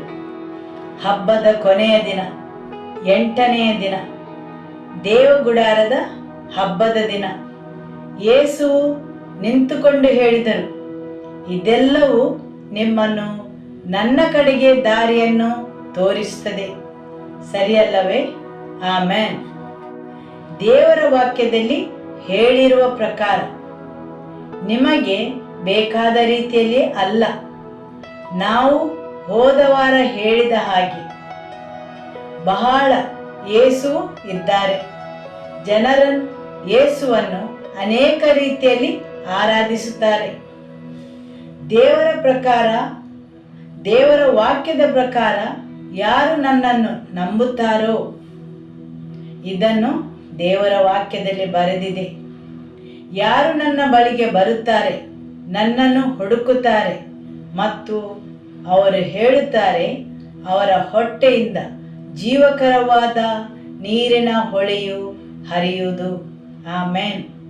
ಯೇಸು ಹೇಳುತ್ತಾರೆ, ಯಾರಾದರೂ ನನ್ನ ಬಳಿಗೆ ಬಂದರೆ, ಯಾರಾದರೂ ಬಾಯಾರಿದರೆ ಅವರು ನನ್ನ ಬಳಿಗೆ ಬರಲಿ, ಅವರಿಂದ ಜೀವಕರವಾದ ನೀರಿನ ಹೊಳೆಯು ಹರಿಯುವುದು. ಮುಂದುವರಿಸುತ್ತಾ ಹೇಳುತ್ತಾರೆ, ಆದರೆ ಯೇಸುವು ಇದನ್ನು ಹೇಳಿದ್ದು ಪವಿತ್ರಾತ್ಮನ ಬಗ್ಗೆ. ಯಾರು ಅವರನ್ನು ನಂಬುತ್ತಾರೆ ಅವರು ಅದನ್ನು ಸ್ವೀಕರಿಸುತ್ತಾರೆ. ಯೇಸು ಇಲ್ಲಿ ದೇವರಾತ್ಮನ ಬಗ್ಗೆ ಮಾತಾಡಿದರು. ಯಾರಾದರೂ ಅವನ ಬಳಿಗೆ ಬಂದು ಅವರನ್ನು ದೇವರ ವಾಕ್ಯದಲ್ಲಿ ಬರೆದ ಹಾಗೆ ನಂಬಿದರೆ, ಜನರಿಗೆ ಬೇಕಾದ ರೀತಿಯಲ್ಲಿ ಅಲ್ಲ, ಸಂಪ್ರದಾಯ ಕಲಿಸಿದಂತಲ್ಲ, ಜನರು ಹೇಳಿಕೊಟ್ಟಂತಲ್ಲ, ಆದರೆ ದೇವರ ವಾಕ್ಯದಲ್ಲಿ ಬರೆದಂತೆ. ಆಮೆನ್. ದೇವರ ವಾಕ್ಯದಲ್ಲಿ ಬರೆದಂತೆ ನನ್ನನ್ನು ನಂಬಿದರೆ, ಯಾರಾದರೂ ಬಾಯಾರಿದರೆ ನನ್ನ ಬಳಿಗೆ ಬರಲಿ, ಅವರಲ್ಲಿ ಜೀವಕರವಾದ ನೀರಿನ ಹೊಳೆಯು ಹರಿಯುವುದು. ಆಮೆನ್. ಹಾಲೆಲೂಯ. ಇಲ್ಲಿ ದೇವರ ಕೆಲವು ಕಾರ್ಯಗಳು ಬಹಳ ವಿಸ್ಮಯಕರವಾಗಿವೆ. ಹೇಗೆ ಹಳೆ ಒಡಂಬಡಿಕೆಯಲ್ಲಿ ಸ್ಥಾಪಿಸಿದ ಮಾದರಿಗಳನ್ನು ಹೊಸ ಒಡಂಬಡಿಕೆಯಲ್ಲಿ ಸಂಪೂರ್ಣಗೊಳಿಸಿದ್ದಾರೆ. ಆಮೆನ್. 2 ಪೇತ್ರ ಅಧ್ಯಾಯ 3 ವಾಕ್ಯ 8 ಹೇಳುತ್ತದೆ, ಕರ್ತನ ಎಣಿಕೆಯಲ್ಲಿ ಒಂದು ದಿನವು 1000 ವರ್ಷಗಳಂತೆಯೂ 1000 ವರ್ಷಗಳು ಒಂದು ದಿನದಂತೆಯೂ ಆಗಿವೆ. ಹೌದು, ಕರ್ತನ ಎಣಿಕೆಯಲ್ಲಿ ಒಂದು ದಿನವು 1000 ವರ್ಷಗಳಂತೆಯೂ 1000 ವರ್ಷಗಳು ಒಂದು ದಿನದಂತೆಯೂ ಆಗಿವೆ. ಮನುಷ್ಯನನ್ನು ಯಾವಾಗ ಸೃಷ್ಟಿಸಿದನು? 6ನೇ ದಿನ. 7ನೇ ದಿನ ವಿಶ್ರಾಂತಿಯ ದಿನ, ಸರಿಯಲ್ಲವೇ? ಭೂಮಿಯ ಮೇಲೆ ಮನುಷ್ಯನನ್ನು ನೇಮಿಸಿ 6000 ವರ್ಷಗಳಾದವು. 7ನೇ ದಿನ ಯೇಸುವಿನ ಸಹಸ್ರಮಾನ ಆಳ್ವಿಕೆಯ 1000 ವರ್ಷ. 6000 ವರ್ಷ ಮನುಷ್ಯನು ಈ ಭೂಮಿಯ ಮೇಲಿದ್ದನು. 1000 ವರ್ಷ ಯೇಸುವಿನ ಸಹಸ್ರಮಾನ ಆಳ್ವಿಕೆಯ ವರ್ಷ. ಹಲ್ಲೆಲೂಯಾ. ನಿಮಗೆ ಅರ್ಥವಾಯ್ತಲ್ಲವೇ? ಆದರೆ ಯೆಹೂದ್ಯರ ಕ್ಯಾಲೆಂಡರಲ್ಲಿ 28 ದಿವಸ, ಗ್ರೆಗೋರಿಯನ್ ಕ್ಯಾಲೆಂಡರಲ್ಲಿ 31 ದಿವಸ. ಕೆಲವು ದಿವಸಗಳ ಮಾತ್ರ ಅಂತರ ಅಥವಾ ವ್ಯತ್ಯಾಸವಿದೆ. 6ನೇ ದಿನ ಮನುಷ್ಯನನ್ನು ಸೃಷ್ಟಿಸಿದನು. 7ನೇ ದಿನ ವಿಶ್ರಾಂತಿ. ಇದು ಒಂದು ನೆರಳಿನಂತಾಗಿದೆ. 6 ವರ್ಷ ಮನುಷ್ಯನಿಗೋಸ್ಕರ ನಿಯಮಿತವಾಗಿವೆ. 1000 ವರ್ಷ ಕ್ರಿಸ್ತನ ಆಳ್ವಿಕೆ. ಪ್ರಕಟಣೆಯಲ್ಲಿ ಅಧ್ಯಾಯ 19 ವಾಕ್ಯ 11ರಲ್ಲಿ ಹೇಳುತ್ತದೆ, ಕ್ರಿಸ್ತನು ಬಿಳಿ ಕುದುರೆಯ ಮೇಲೆ ಬರುತ್ತಾನೆ. 1000 ವರ್ಷ ಈ ಭೂಮಿಯಲ್ಲಿ ಆಳ್ವಿಕೆಯನ್ನು ಮಾಡಲು. ಆಮೆನ್. 1000 ವರ್ಷದ ಆಳ್ವಿಕೆ ಮುಗಿದ ಮೇಲೆ ಪ್ರಕಟಣೆ ಗ್ರಂಥ ಅಧ್ಯಾಯ 21ರಲ್ಲಿ ಹೇಳುತ್ತದೆ, ಹೊಸ ಭೂಮಿ ಮತ್ತು ಹೊಸ ಆಕಾಶವು ಸೃಷ್ಟಿಯಾಗುತ್ತದೆ ಮತ್ತು ಅದು 8ನೆಯ ದಿನ. ನೀವು ದೇವರ ವಾಕ್ಯವನ್ನು ಆನಂದಿಸುತ್ತೀರಿ ಎಂದು ನಂಬುತ್ತೇನೆ. ಆಮೆನ್. ಹಾಲೆಲೂಯ. ಯೇಸುವು ಖಂಡಿತವಾಗಿ ತನ್ನ ಮಹಿಮೆಯಲ್ಲಿ ಬರುತ್ತಾನೆ ಮತ್ತು ಆ ದಿನಗಳು ತುಂಬ ಹತ್ತಿರವಾಗಿವೆ. ಆಮೆನ್. 1 ಸಾಮುವೇಲನು ಅಧ್ಯಾಯ 13 ವಾಕ್ಯ 3 ಮತ್ತು 7ರಿಂದ 12. ಯೋನಾಥನು ಗೆಬದಲ್ಲಿದ್ದ ಫಿಲಿಷ್ಟಿಯರ ಕಾವಲು ಪಡೆಯ ಪಾಳೆಯವನ್ನು ನಾಶ ಮಾಡಿದನು. ಈ ವರ್ತಮಾನವು ಫಿಲಿಷ್ಟಿಯರಿಗೆ ಮುಟ್ಟಿತು. ಸೌಲನು ಎಲ್ಲ ಇಬ್ರಿಯರು ಕೇಳಲಿ ಎಂದು ದೇಶದಲ್ಲೆಲ್ಲ ತುತ್ತೂರಿ ಊದಿಸಿದನು. ಕೆಲವರು ಯೋರ್ದಾನ್ ಹೊಳೆ ದಾಟಿ ಗಾದ್ಯರ ದೇಶಕ್ಕೂ ಗಿಲ್ಯಾದ್ ಪ್ರಾಂತ್ಯಕ್ಕೂ ಹೊರಟು ಹೋದರು. ಸೌಲನು ಇನ್ನೂ ಗಿಲ್ಗಾಲಿನಲ್ಲಿದ್ದನು. ಅವನ ಸಂಗಡ ಇದ್ದವರು ಭಯದಿಂದ ನಡುಗುತ್ತಾ ಅವನನ್ನು ಹಿಂಬಾಲಿಸಿದರು. ಸೌಲನು ಸಾಮುವೇಲನ ಆಜ್ಞೆಯಂತೆ ಗಿಲ್ಗಾಲಿನಲ್ಲೇ 7 ದಿನ ಇದ್ದರೂ ಸಾಮುವೇಲನು ಬರಲಿಲ್ಲ. ಅಷ್ಟರಲ್ಲಿ ಜನರು ಚದರಿ ಹೋದರು. ಆಗ ಸೌಲನು ಜನರಿಂದ ಸರ್ವಾಂಗ ಹೋಮಕ್ಕೂ ಸಮಾಧಾನ ಯಜ್ಞಕ್ಕೂ ಬೇಕಾದನ್ನು ತರಿಸಿ ಸರ್ವಾಂಗ ಹೋಮವನ್ನು ಅರ್ಪಿಸಿದನು. ಅದು ಮುಗಿಯುವಷ್ಟರಲ್ಲಿ ಸಾಮುವೇಲನು ಬಂದನು.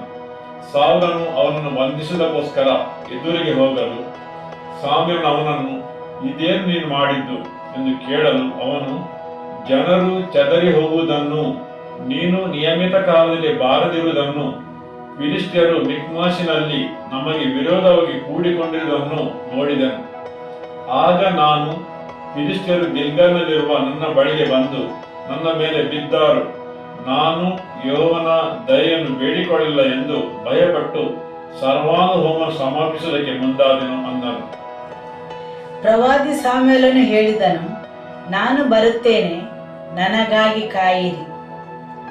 ನಾನು ಬಂದ ಮೇಲೆ ಸರ್ವಾಂಗ ಹೋಮಗಳನ್ನು ಅರ್ಪಿಸುತ್ತೇನೆ. ಪುನಃ ಇದು ಸಹ ಗುಡಾರದ ಹಬ್ಬದ ನೆರಳಿನಂತಿದೆ, ಸರ್ವಾಂಗ ಹೋಮಗಳನ್ನು ಮಾಡುವುದು. ಇಲ್ಲಿ ದೇವರ ವಾಕ್ಯ ಹೇಳುತ್ತದೆ, 7 ದಿವಸ ಸೌಲನು ಕಾದು ನಿಂತನು. ಅವನು 7 ದಿನ ಕಾದು ನಿಂತನು. ಸಮುವೇಲನು ಬರಲಿಲ್ಲ. ವಾಕ್ಯ 8 ಹೇಳುತ್ತದೆ, ಅವನು 7 ದಿನ ಕಾದನು. ಸಮುವೇಲನು ಕೊಟ್ಟ ದಿನದ ಪ್ರಕಾರ 7 ದಿನಗಳು ಕಳೆದವು. ಸೌಲನು ಹೋಗಿ ಸರ್ವಾಂಗ ಹೋಮಗಳನ್ನು ಅರ್ಪಿಸುತ್ತಾನೆ. ದೇವರ ವಾಕ್ಯವನ್ನು ನೋಡಿದರೆ ಸಂಜೆ ಮತ್ತು ಮುಂಜಾನೆ ಹೀಗೆ ದಿನವು ಪ್ರಾರಂಭವಾಗುತ್ತದೆ. ಅವರಿಗೆ ದಿನವು ಪ್ರಾರಂಭವಾಗುವುದು ಸಂಜೆಯ ಸಮಯದಲ್ಲಿ, ಆದರೆ ನಮಗೆ ಮುಂಜಾನೆ ದಿನವು ಪ್ರಾರಂಭವಾಗುತ್ತದೆ.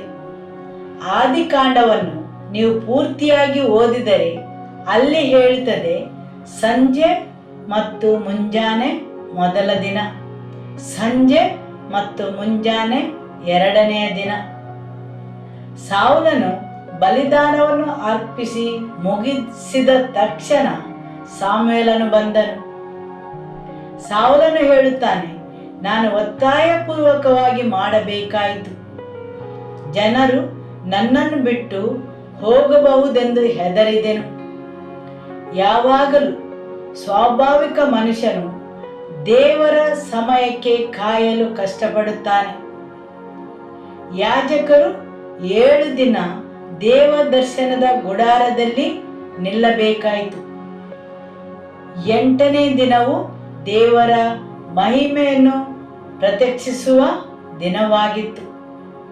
ಸಾಮ್ಯುಯೇಲನು ಸೌಲನಿಗೆ 7 ದಿನ ಕಾಯಲು ಆಜ್ಞಾಪಿಸಿದ್ದ. ಸೌಲನು ಕಾದು ನಿಂತ ಮತ್ತು ಒತ್ತಾಯಪೂರ್ವಕವಾಗಿ ಜನರು ಬಿಟ್ಟು ಹೋದರೆಂದು ದೇವರಿಗೆ ನನ್ನ ಬಿನ್ನಹಗಳನ್ನು ಮಾಡದೆ ಹೇಗೆ ಯುದ್ಧಕ್ಕೆ ಹೋಗಲಿ ಎಂದು ಬಲಿದಾನಗಳನ್ನು ಅರ್ಪಿಸಿದ. ಆದುದರಿಂದ ಸ್ವಾಭಾವಿಕ ಮನುಷ್ಯನು ತನ್ನ ತರ್ಕದಿಂದ, ತನ್ನ ತಿಳುವಳಿಕೆಯಿಂದ, ತನ್ನ ಭಾವನೆಗಳಿಂದ, ಜನರ ಬಲವಂತದಿಂದಾಗಿ ಒತ್ತಾಯಪೂರ್ವಕವಾಗಿ ಕೆಲಸಗಳನ್ನು ಮಾಡುತ್ತಾರೆ. ದೇವರನ್ನು ಸಮಾಧಾನಪಡಿಸಲು ಸಹ ಜನರ ಬಲವಂತದಿಂದಾಗಿ. ಸೌಲನು ಹೇಳುತ್ತಾನೆ, ಜನರಿಂದಾಗಿ. ಸ್ವಾಭಾವಿಕ ಮನುಷ್ಯನು ತನ್ನನ್ನೇ ಬಲವಂತಪಡಿಸುತ್ತಾನೆ ಜನರನ್ನು ಸಮಾಧಾನಪಡಿಸಲು, ಸೈನಿಕರನ್ನು ಸಮಾಧಾನಪಡಿಸಲು. ಸೌಲನು ಹೇಳುತ್ತಾನೆ, ಆದುದರಿಂದ ನಾನು ಬಲಿದಾನವನ್ನು ಅರ್ಪಿಸಿದೆನು. ಈವಾಗಲೂ ಜನರು ದೇವರನ್ನು ಸಮಾಧಾನಪಡಿಸುವ ನೆವನದಲ್ಲಿ, ದೇವರಿಗೆ ಬಿನ್ನಹಗಳನ್ನು ಅರ್ಪಿಸುವ ನೆವನದಲ್ಲಿ ಮನುಷ್ಯನಿಗೆ ಸರಿಕಂಡದನ್ನು ಮಾಡಲು ಹೋಗುತ್ತಾನೆ. ಸಾಮ್ಯುಯೇಲನು ಹೇಳುವುದು ದೇವರ ಆಜ್ಞೆಯ ಸಂಕೇತವಾಗಿದೆ. ಸೌಲನು ಮಾಡಿದ ಕಾರ್ಯ ಸೈನಿಕರನ್ನು ಮೆಚ್ಚಿಸಲು. ಅದನ್ನು ನಾವು ಮಾಡುತ್ತೇವೆ ಜನರ ಬಲವಂತಗೋಸ್ಕರ. ಪ್ರವಾದಿಯ ಮುಖಾಂತರ ದೇವರು ಹೇಳಿದ ವಾಕ್ಯಕ್ಕೆ, ಆಜ್ಞೆಗೆ ವಿರುದ್ಧವಾಗಿ. ಯಾಕೆಂದರೆ ದೇವರನ್ನು ಮೆಚ್ಚಿಸಲು, ಆತನ ಎದುರು ಪ್ರಾರ್ಥನೆಗಳನ್ನು ಸಲ್ಲಿಸಲು. ಆಮೇನ್. ಅನೇಕ ಸಲ ಸ್ವಾಭಾವಿಕ ಮನುಷ್ಯನು ತನ್ನ ಜ್ಞಾನದಿಂದ, ತನ್ನ ತರ್ಕ ಮತ್ತು ತನ್ನ ಸಾಮರ್ಥ್ಯದಿಂದ ಕೆಲಸಗಳನ್ನು ಮಾಡುತ್ತಾನೆ. ಪವಿತ್ರಾತ್ಮನಿಗಾಗಲಿ ದೇವರ ವಾಕ್ಯಕ್ಕಾಗಲಿ ಆಸ್ಪದವನ್ನು ನೀಡುವುದಿಲ್ಲ. ಕಾರ್ಯವನ್ನು ಮಾಡಲು ಅವರು ಒತ್ತಾಯಕ್ಕೆ ಒಳಗಾಗುತ್ತಾರೆ. ಅನೇಕ ಸಲ ನಾವು ಸೌಲನನ್ನು ಟೀಕಿಸುತ್ತೇವೆ ಮತ್ತು ನಾವು ಅದೇ ರೀತಿ ನಡೆದುಕೊಳ್ಳುತ್ತೇವೆ. ಒತ್ತಾಯಕ್ಕೆ ಒಳಗಾಗುತ್ತೇವೆ. ನಾನು ಬಲಿದಾನವನ್ನು ಅರ್ಪಿಸಲಿಲ್ಲ, ಸಾಮ್ಯುಯೇಲನು ಬರಲಿಲ್ಲ. ನಾವು ತರ್ಕಿಸುತ್ತೇವೆ ಮತ್ತು ಬಲಿದಾನವನ್ನು ಅರ್ಪಿಸಿ ಬಿನ್ನಹ ಪ್ರಾರ್ಥನೆಗಳನ್ನು ಸಲ್ಲಿಸುತ್ತೇವೆ. ದೇವರ ಮುಖವನ್ನು ಹುಡುಕದೆ ನಾನೇಗೆ ಯುದ್ಧಕ್ಕೆ ಹೋಗಲಿ, ನಾನು ಏನಾದರೂ ಮಾಡುತ್ತೇನೆ. ಸ್ವಾಭಾವಿಕ ಮನುಷ್ಯನು ಯಾವಾಗಲೂ ಏನಾದರೂ ಮಾಡಬೇಕೆಂದಿರುತ್ತಾನೆ. ಅದು ನೋಡಲು ದೇವರಿಗೋಸ್ಕರ, ದೇವರ ಕಾರ್ಯಗಳು, ದೇವರಲ್ಲಿ ಪ್ರಾರ್ಥಿಸಲು, ದೇವರನ್ನು ಮೆಚ್ಚಿಸಲು. ಸರಿಯಲ್ಲವೇ? ಹೌದು. ನಾನು ಏನನ್ನಾದರೂ ಮಾಡಿದ್ದೇನೆಂಬ ಸಮಾಧಾನಗೋಸ್ಕರ. ಆದರೆ ದೇವರಿಗೆ ಬೇಕಾದ ಹಾಗೆ ಅಲ್ಲ, ಅಥವಾ ಆತನ ವಾಕ್ಯದ ಬೇಡಿಕೆಯಂತೆ ಅಲ್ಲ, ಅಥವಾ ಅವರ ವಾಕ್ಯವು ಕಲಿಸಿದ ಹಾಗಲ್ಲ, ನಮಗೆ ಬೇಕಾದ ಹಾಗೆ. ಸೌಲನ ಆಧಿಪತ್ಯವು, ರಾಜ್ಯವು ಸ್ಥಿರವಾಗುವುದರ ಬದಲು ಅದೇ ದಿನ ಅಂತ್ಯಗೊಂಡಿತು ಅಥವಾ ಕೊನೆಗೊಂಡಿತು. ಏನನ್ನು ಅವನು ಸ್ಥಾಪಿಸಲು ಮಾಡಿದ್ದು, ಜನರನ್ನು ಮೆಚ್ಚಿಸಲು ಮಾಡಿದ್ದು, ದೇವರ ವಾಕ್ಯಕ್ಕೆ ವಿರುದ್ಧವಾಗಿ ಮಾಡಿದ್ದು, ದೇವರಿಗೆ ಮೆಚ್ಚುತ್ತದೆಂದು ಮಾಡಿದ್ದು ಸರಿ ವಿರುದ್ಧವಾಯಿತು. ಅವರ ಸಾಮ್ರಾಜ್ಯವನ್ನು ಅದೇ ದಿನ ಕಿತ್ತೊಗೆಯಲ್ಪಟ್ಟಿತು. ಸರಿಯಲ್ಲವೇ? ಸ್ವಾಭಾವಿಕ ಮನುಷ್ಯನು ಯಾವಾಗಲೂ ತನ್ನ ತರ್ಕದಂತೆ, ತನಗೆ ಸರಿ ಕಂಡಂತೆ ಮಾಡುತ್ತಾನೆ. ಮತ್ತು ಅವನ ಹತ್ತಿರ ನಿಜವಾದ ಕಾರಣವಿತ್ತು ಹೇಳಿಕೊಳ್ಳಲು. ಸಮುವೇಲನು 7 ದಿನದಲ್ಲಿ ಬರುತ್ತೇನೆಂದು ಹೇಳಿದ್ದ. ನಾನು 7 ದಿವಸ ಕಾದು ನಿಂತೆನು. 7 ದಿನ ದಾಟಿದರೂ ಅವನು ಬರಲಿಲ್ಲ. ಮತ್ತು ಈ ದಿನವು 8ನೆಯ ದಿನವಾಗಿದೆ. ಅವನು ಕಾದು ನಿಂತನು ಮತ್ತು ಬಲಿದಾನವನ್ನು ಅರ್ಪಿಸಿದ ತಕ್ಷಣ ಸಮುವೇಲನು ಬಂದನು. ಅನೇಕ ಸಲ ನಾವು ದೇವರಿಗೆ ಆಸ್ಪದವನ್ನು ನೀಡುವುದಿಲ್ಲ, ಸರಿಯಲ್ಲವೇ? ಪವಿತ್ರಾತ್ಮನಿಗೂ ಆಸ್ಪದವನ್ನು ಕೆಲಸ ಮಾಡಲು ಅವಕಾಶವನ್ನು ನೀಡುವುದಿಲ್ಲ. ಆಮೆನ್. ಹಾಲೆಲೂಯ.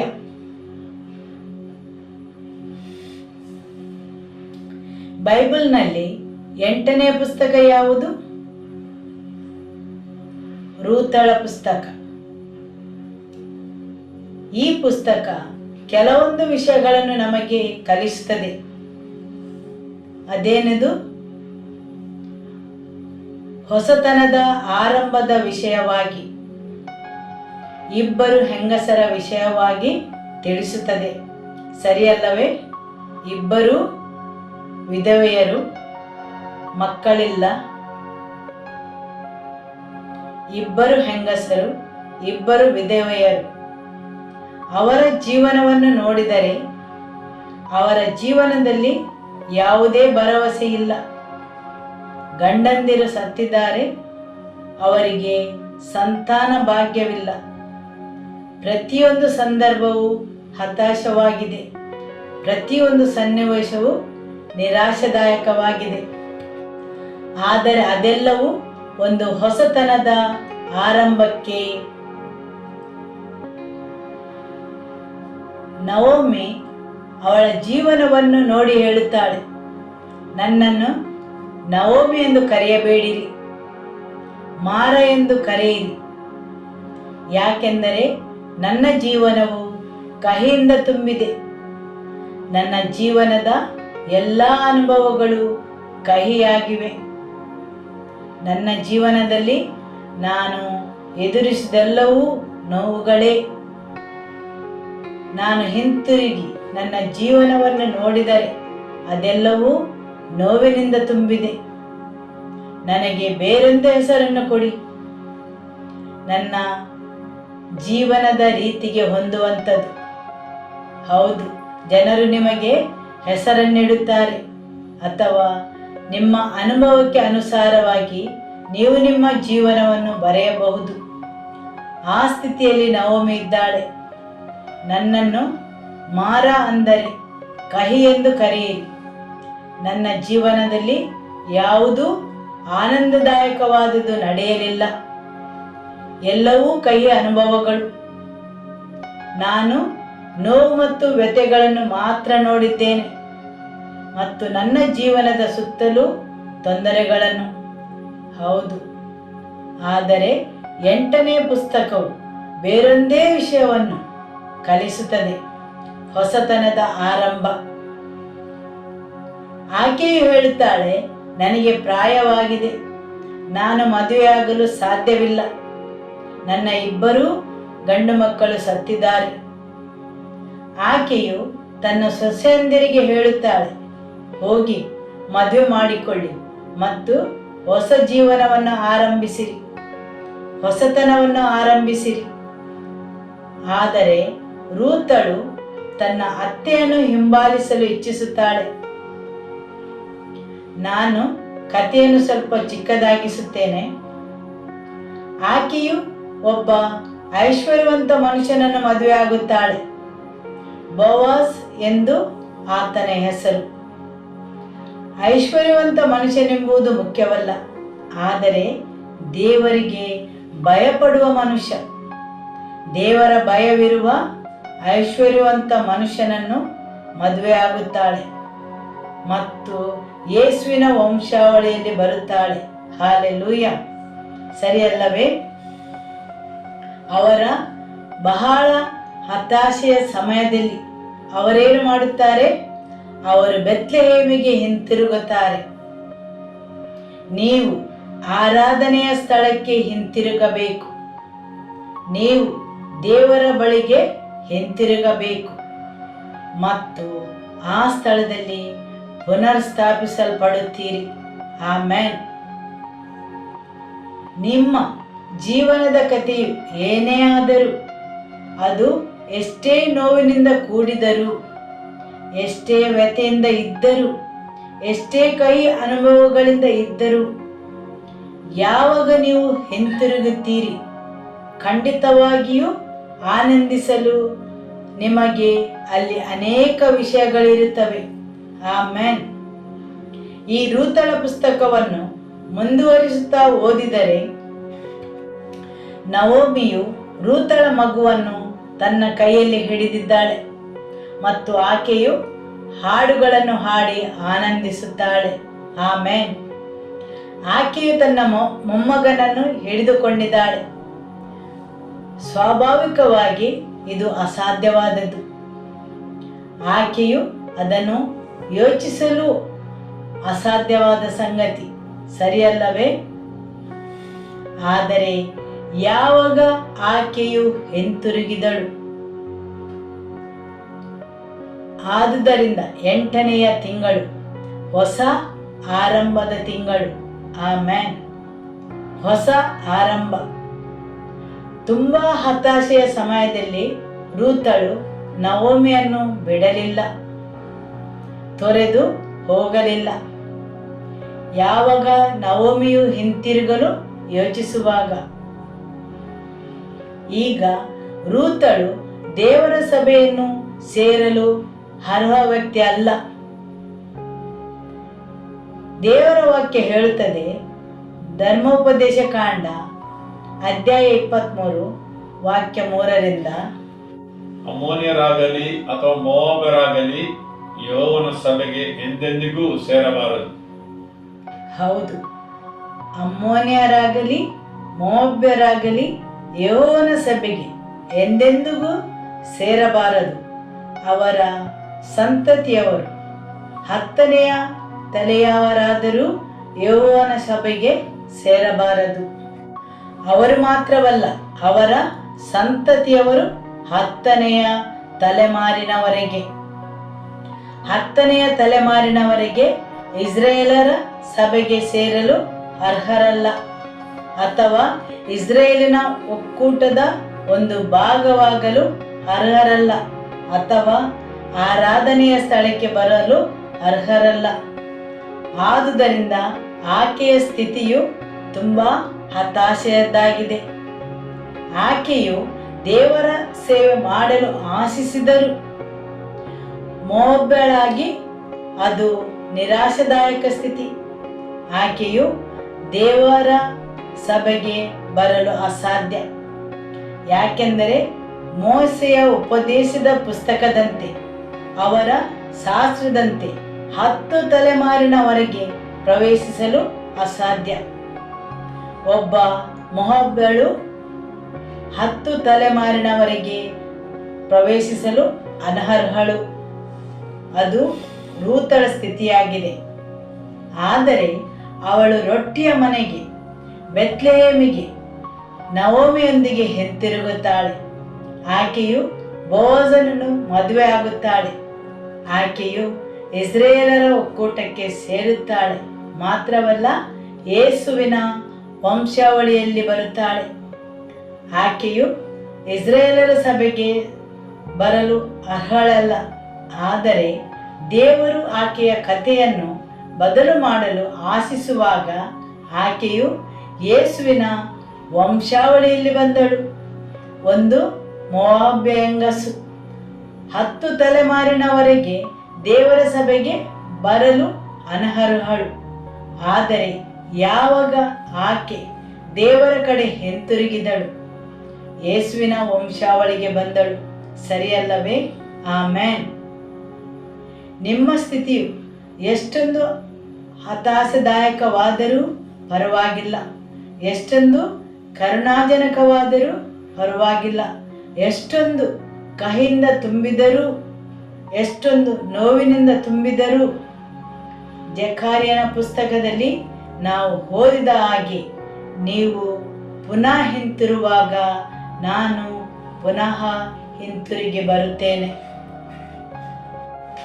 ನೀವು ಹಿಂತಿರುಗಿ ಬರುವಾಗ ದೇವರು ನಿಮಗಾಗಿ ಏನನ್ನಾದರೂ ಮಾಡುತ್ತಾರೆ, ಪೂರ್ಣ ಹೃದಯದಿಂದ. ಹೌದು, ಹಬ್ಬದ ಶ್ರೇಷ್ಠ ದಿನ ಯೇಸು ಏನನ್ನು ಹೇಳಿದರು? ಯಾರಾದರೂ ಬಾಯಾರಿದರೆ, ಹೌದು, ಯಾರಾದರೂ ಬಾಯಾರಿದರೆ, ನಿಮ್ಮೊಳಗೆ ಬಾಯಾರಿಕೆ ಇದ್ದರೆ, ನಿಮ್ಮಲ್ಲಿ ಯಾರಿಗಾದರೂ ಬಾಯಾರಿಕೆ ಇದೆಯೇ? ಪವಿತ್ರಾತ್ಮನು ನಿಮ್ಮಲ್ಲಿ ಬಾಯಾರಿಕೆಯನ್ನು ಹಾಕಿದ್ದಾರೆಯೇ? ದೇವರ ವಾಕ್ಯ ಹೇಳುತ್ತದೆ, ನನ್ನಲ್ಲಿಗೆ ಬನ್ನಿರಿ. ಹೌದು, ಹೇಗೆ? ದೇವರ ವಾಕ್ಯದಂತೆ ನಂಬಿ, ನಿಮಗೆ ಬೇಕಾದ ಹಾಗೆ ಅಲ್ಲ. ದೇವರ ವಾಕ್ಯವು ಹೇಳುತ್ತದೆ, ನನ್ನನ್ನು ನಂಬಿ ದೇವರ ವಾಕ್ಯ ಹೇಳಿದಂತೆ, ನಿಮ್ಮ ರೀತಿಯಲ್ಲಿ ಅಲ್ಲ. ಜನರು ಯಾವಾಗಲೂ ಅವರಿಗೆ ಬೇಕಾದ ಹಾಗೆ ಮಾಡಲು ಇಚ್ಛಿಸುತ್ತಾರೆ ಮತ್ತು ಹೇಳುತ್ತಾರೆ, ನಾನು ದೇವರನ್ನು ಮೆಚ್ಚಿಸಲು ಮಾಡಿದೆ, ಭಿನ್ನವಿಸಲು ಮಾಡಿದೆ. ಹೌದು, ಜನರು ಅವರಿಗೆ ಬೇಕಾದಂತೆ ಮಾಡುತ್ತಾರೆ. ಆದರೆ ದೇವರ ವಾಕ್ಯ ಹೇಳುತ್ತದೆ, ದೇವರ ವಾಕ್ಯ ಹೇಳಿದಂತೆ ಮಾಡಿ, ದೇವರ ವಾಕ್ಯವು ಹೇಳಿದಂತೆ ನನ್ನ ಕಡೆಗೆ ತಿರುಗಿ ಬನ್ನಿ.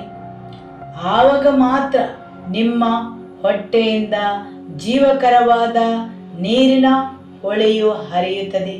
Amen, hallelujah.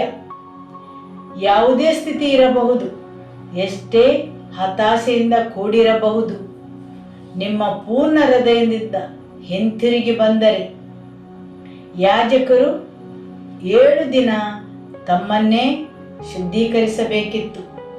ಮೇಲ್ನೋಟದ ಶುದ್ಧೀಕರಣವಲ್ಲ, ತುಂಬ ಆಳದಿಂದ. ಹೌದು, ಆಳವಾದ ಶುದ್ಧೀಕರಣ. 7 ದಿನ ದೇವರ ದರ್ಶನದ ಗುಡಾರದಲ್ಲಿರಬೇಕಿತ್ತು, ತಮ್ಮನ್ನೇ ಶುದ್ಧೀಕರಿಸಲು, ಪವಿತ್ರಗೊಳಿಸಲು, ಯಜ್ಞಗಳನ್ನು ಅರ್ಪಿಸಲು, ದೇವರ ಎದುರು ಬಲಿದಾನಗಳನ್ನು ತಂದು 7 ದಿನ ಅವರು ಅದನ್ನು ಮಾಡಬೇಕಿತ್ತು. ಮತ್ತು 8ನೆಯ ದಿನ ಮಹಿಮೆ ಪ್ರತ್ಯಕ್ಷವಾಯಿತು. ಆಮೆನ್. ಬಲಿಪೀಠದಲ್ಲಿ ಬಲಿದಾನವಿಲ್ಲದೆ ಮಹಿಮೆಯು ಪ್ರತ್ಯಕ್ಷವಾಗುವುದಿಲ್ಲ. ನಿಮ್ಮ ಬಲಿದಾನವು ನಿಮ್ಮ ಸಮಯ, ನಿಮ್ಮ ಮೊಣಕಾಲಿನ ಮೇಲೆ ಅದೇ ಒಂದು ಬಲಿದಾನವಾಗಿರಬಹುದು. ನೀವು ಬೆಲೆ ತೆರಬೇಕಾಗುವಂಥದ್ದು. ಹೌದು, ಬಲಿದಾನವು ನಿಮಗೆ ಬೆಲೆಯನ್ನು ತರುವಂತಾಗಿರಬೇಕು. ಆಮೆನ್. ದೇವರ ವಾಕ್ಯವು ಹೇಳುತ್ತದೆ, ಮಹಿಮೆಯು ಪ್ರತ್ಯಕ್ಷವಾಯಿತು. ನಿಮ್ಮ ಸ್ಥಿತಿಯು ಎಷ್ಟೊಂದು ಹತಾಶೆಯಿಂದ ಕೂಡಿದರೂ ನೀವು ಹಿಂತಿರುಗಿ ಬಂದಾಗ ಅಲ್ಲೊಂದು ಹೊಸ ಆರಂಭ. ನವೋಮಿ ಮತ್ತು ರೂತಳಿಗೆ ಹೊಸ ಆರಂಭ ಸಿಕ್ಕಿತು. ಅವರ ಕಥೆಯು ಬದಲಾಯಿತು. ನಿಮ್ಮ ಸ್ಥಿತಿಯು ಎಷ್ಟೊಂದು ಹತಾಶೆದಾಯಕವಾದರೂ ಪರವಾಗಿಲ್ಲ, ಅಲ್ಲಿ 8ನೆಯ ದಿನವಿದೆ, ಹೊಸ ಆರಂಭ. ಸರಿಯಲ್ಲವೇ? ವಾರವು ಕೊನೆಯಾಗುವುದು 7 ದಿನದಲ್ಲಿ. ದೇವರು 7 ದಿನದ ಒಂದು ವಾರವನ್ನು ಕೊಟ್ಟಿದ್ದಾರೆ. 8ನೇ ದಿನವು ಪುನಃ ಸೋಮವಾರ, ಒಂದು ಹೊಸ ಆರಂಭ. ಸರಿಯಲ್ಲವೇ? ನೀವು ತಿಳಿದುಕೊಂಡಿದ್ದೀರಲ್ಲವೇ? 7ರ ಮಾದರಿ ಹಾಗೂ 8ನೆಯದು ಹೊಸತು, ಹೊಸ ಆರಂಭ. ಪ್ರತಿಯೊಂದು ಹೊಸತು. ಎಷ್ಟೊಂದು ಹತಾಶೆ ಇದ್ದರೂ ಅಲ್ಲಿ ಯಾವಾಗಲೂ ಹೊಸತು. ಇದನ್ನು ದೇವರು ನಿಮ್ಮ ಜೀವನದಲ್ಲಿ ಮಾಡಲಿ. ನವೋಮಿ ಮತ್ತು ರೂತಳು ಅವರ ಜೀವನದಲ್ಲಿ ನೋಡಿದರೆ ತಾರ್ಕಿಕವಾಗಿ ಒಳ್ಳೆಯದು ಸಂಭವಿಸಲು ಯಾವುದೇ ಸಾಧ್ಯತೆ ಇರಲಿಲ್ಲ. ನವೋಮಿ ಭಾವಿಸಿದಳು, ನನ್ನ ಜೀವನವು ಹೇಗಾಗುತ್ತದೋ ಏನೋ, ದಯಮಾಡಿ ನನ್ನನ್ನು ಹಿಂಬಾಲಿಸಬೇಡ. ಸ್ವಾಭಾವಿಕವಾಗಿ ತಾರ್ಕಿಕವಾಗಿ ನೋಡಿದರೆ ಎಲ್ಲವೂ ನಿರಾಶಾದಾಯಕವಾಗಿದೆ. ಸೌಲನು ತಾರ್ಕಿಕವಾಗಿ ಕಾರ್ಯಗಳನ್ನು ಮಾಡಲು ನೋಡಿದ ಮತ್ತು ಅವನು ತನ್ನ ಸಾಮ್ರಾಜ್ಯವನ್ನು ಕಳಕೊಂಡ. ಅವನು ದೇವರನ್ನು ಮೆಚ್ಚಿಸಲು ಮಾಡಿದರೂ ಸಹ ದೇವರಲ್ಲಿ ಭಿನ್ನವಿಸಲು ಒಂದು ಬಲಿದಾನವನ್ನು ಅರ್ಪಿಸುವೆ. ನೀವು ಅರ್ಪಿಸುವ ಬಲಿದಾನ ಸಹ ದೇವರ ವಾಕ್ಯಕ್ಕೆ ಸರಿಯಾಗಿರಬೇಕು. ನಿಮ್ಮ ಯೋಚನೆ ಅಂತಲ್ಲ. ಅನೇಕ ಜನರು ಹೇಳುತ್ತಾರೆ, ನಾನು ದೇವರಿಗೋಸ್ಕರ ಇದನ್ನು ಮಾಡಿದೆ ಅದನ್ನು ಮಾಡಿದೆ ಎಂದು. ಆದರೆ ಅದು ದೇವರ ಇಚ್ಛೆಯಂತೆ ಇದೆಯೇ ಅಥವಾ ಅದು ನಿಮ್ಮದೇ ರೀತಿಯಲ್ಲಿದೆ? ಸೌಲನು ತನಗೆ ಬೇಕಾದ ಹಾಗೆ ಮಾಡಿದ. ನೀವು ಆತನಲ್ಲಿಗೆ ಹಿಂತಿರುಗಿದರೆ, ನಿಮ್ಮ ಹೃದಯವು ಬಾಯಾರಿದರೆ, ದೇವರ ವಾಕ್ಯವು ಹೇಳುತ್ತದೆ, ನೀವು ಅವರಲ್ಲಿಗೆ ಹಿಂತಿರುಗಿ ಬಂದರೆ ನಿಮ್ಮೊಳಗಿಂದ ಜೀವಕರವಾದ ನೀರಿನ ಹೊಳೆಯು ಹರಿಯುವುದು. ಆಮೆನ್. ಹಾಲೆಲೂಯ. ನದಿಯಂತೆ ಹರಿವು ಇದೆ. ಯಾವಾಗ ನೀವು ಆರಾಧನೆಗೆ ಬರುತ್ತೀರಿ, ಅಲ್ಲಿ ಪವಿತ್ರಾತ್ಮನ ಹರಿವು ಇದೆ. ಜೀವಜಲವು ಹರಿಯುವುದು. ನೀವು ಆ ಬುಗ್ಗೆಯ ಬಳಿ ಬರಬೇಕು. ನೀವು ಕುಡಿಯಲು ಕಲಿಯಬೇಕು. ಯಾರಾದರೂ ಬಾಯಾರಿದರೆ ನೀವು ಕುಡಿಯಲು ಬರಬೇಕು. ಅವರ ಹಾಜರುತನದಲ್ಲಿ ಕುಡಿಯಲು ನಿಮಗೆ ಬಾಯಾರಿಕೆ ಇರಬೇಕು. ಹೌದು, ಅವರ ಹಾಜರುತನದಲ್ಲಿ ಕುಡಿಯಲು ನಿಮಗೆ ಬಾಯಾರಿಕೆ ಇರಬೇಕು. ಆಮೆನ್. ಹಾಲೆಲೂಯ. ಯೇಸುವೇ ಸ್ತೋತ್ರ. ದೇವರ ವಾಕ್ಯಕ್ಕೋಸ್ಕರ ಕರ್ತನಾದ ತಂದೆಗೆ ನಮ್ಮ ಸ್ತೋತ್ರಗಳನ್ನು ಸಲ್ಲಿಸುವ. ವಂದನೆ ಯೇಸುವೆ, ಆರಾಧನೆ. Amen. Amen. May the love of God the Father, may the peace of our Lord Jesus Christ, and the fellowship of the Holy Spirit be with you all. Go in the peace of the Lord be with you.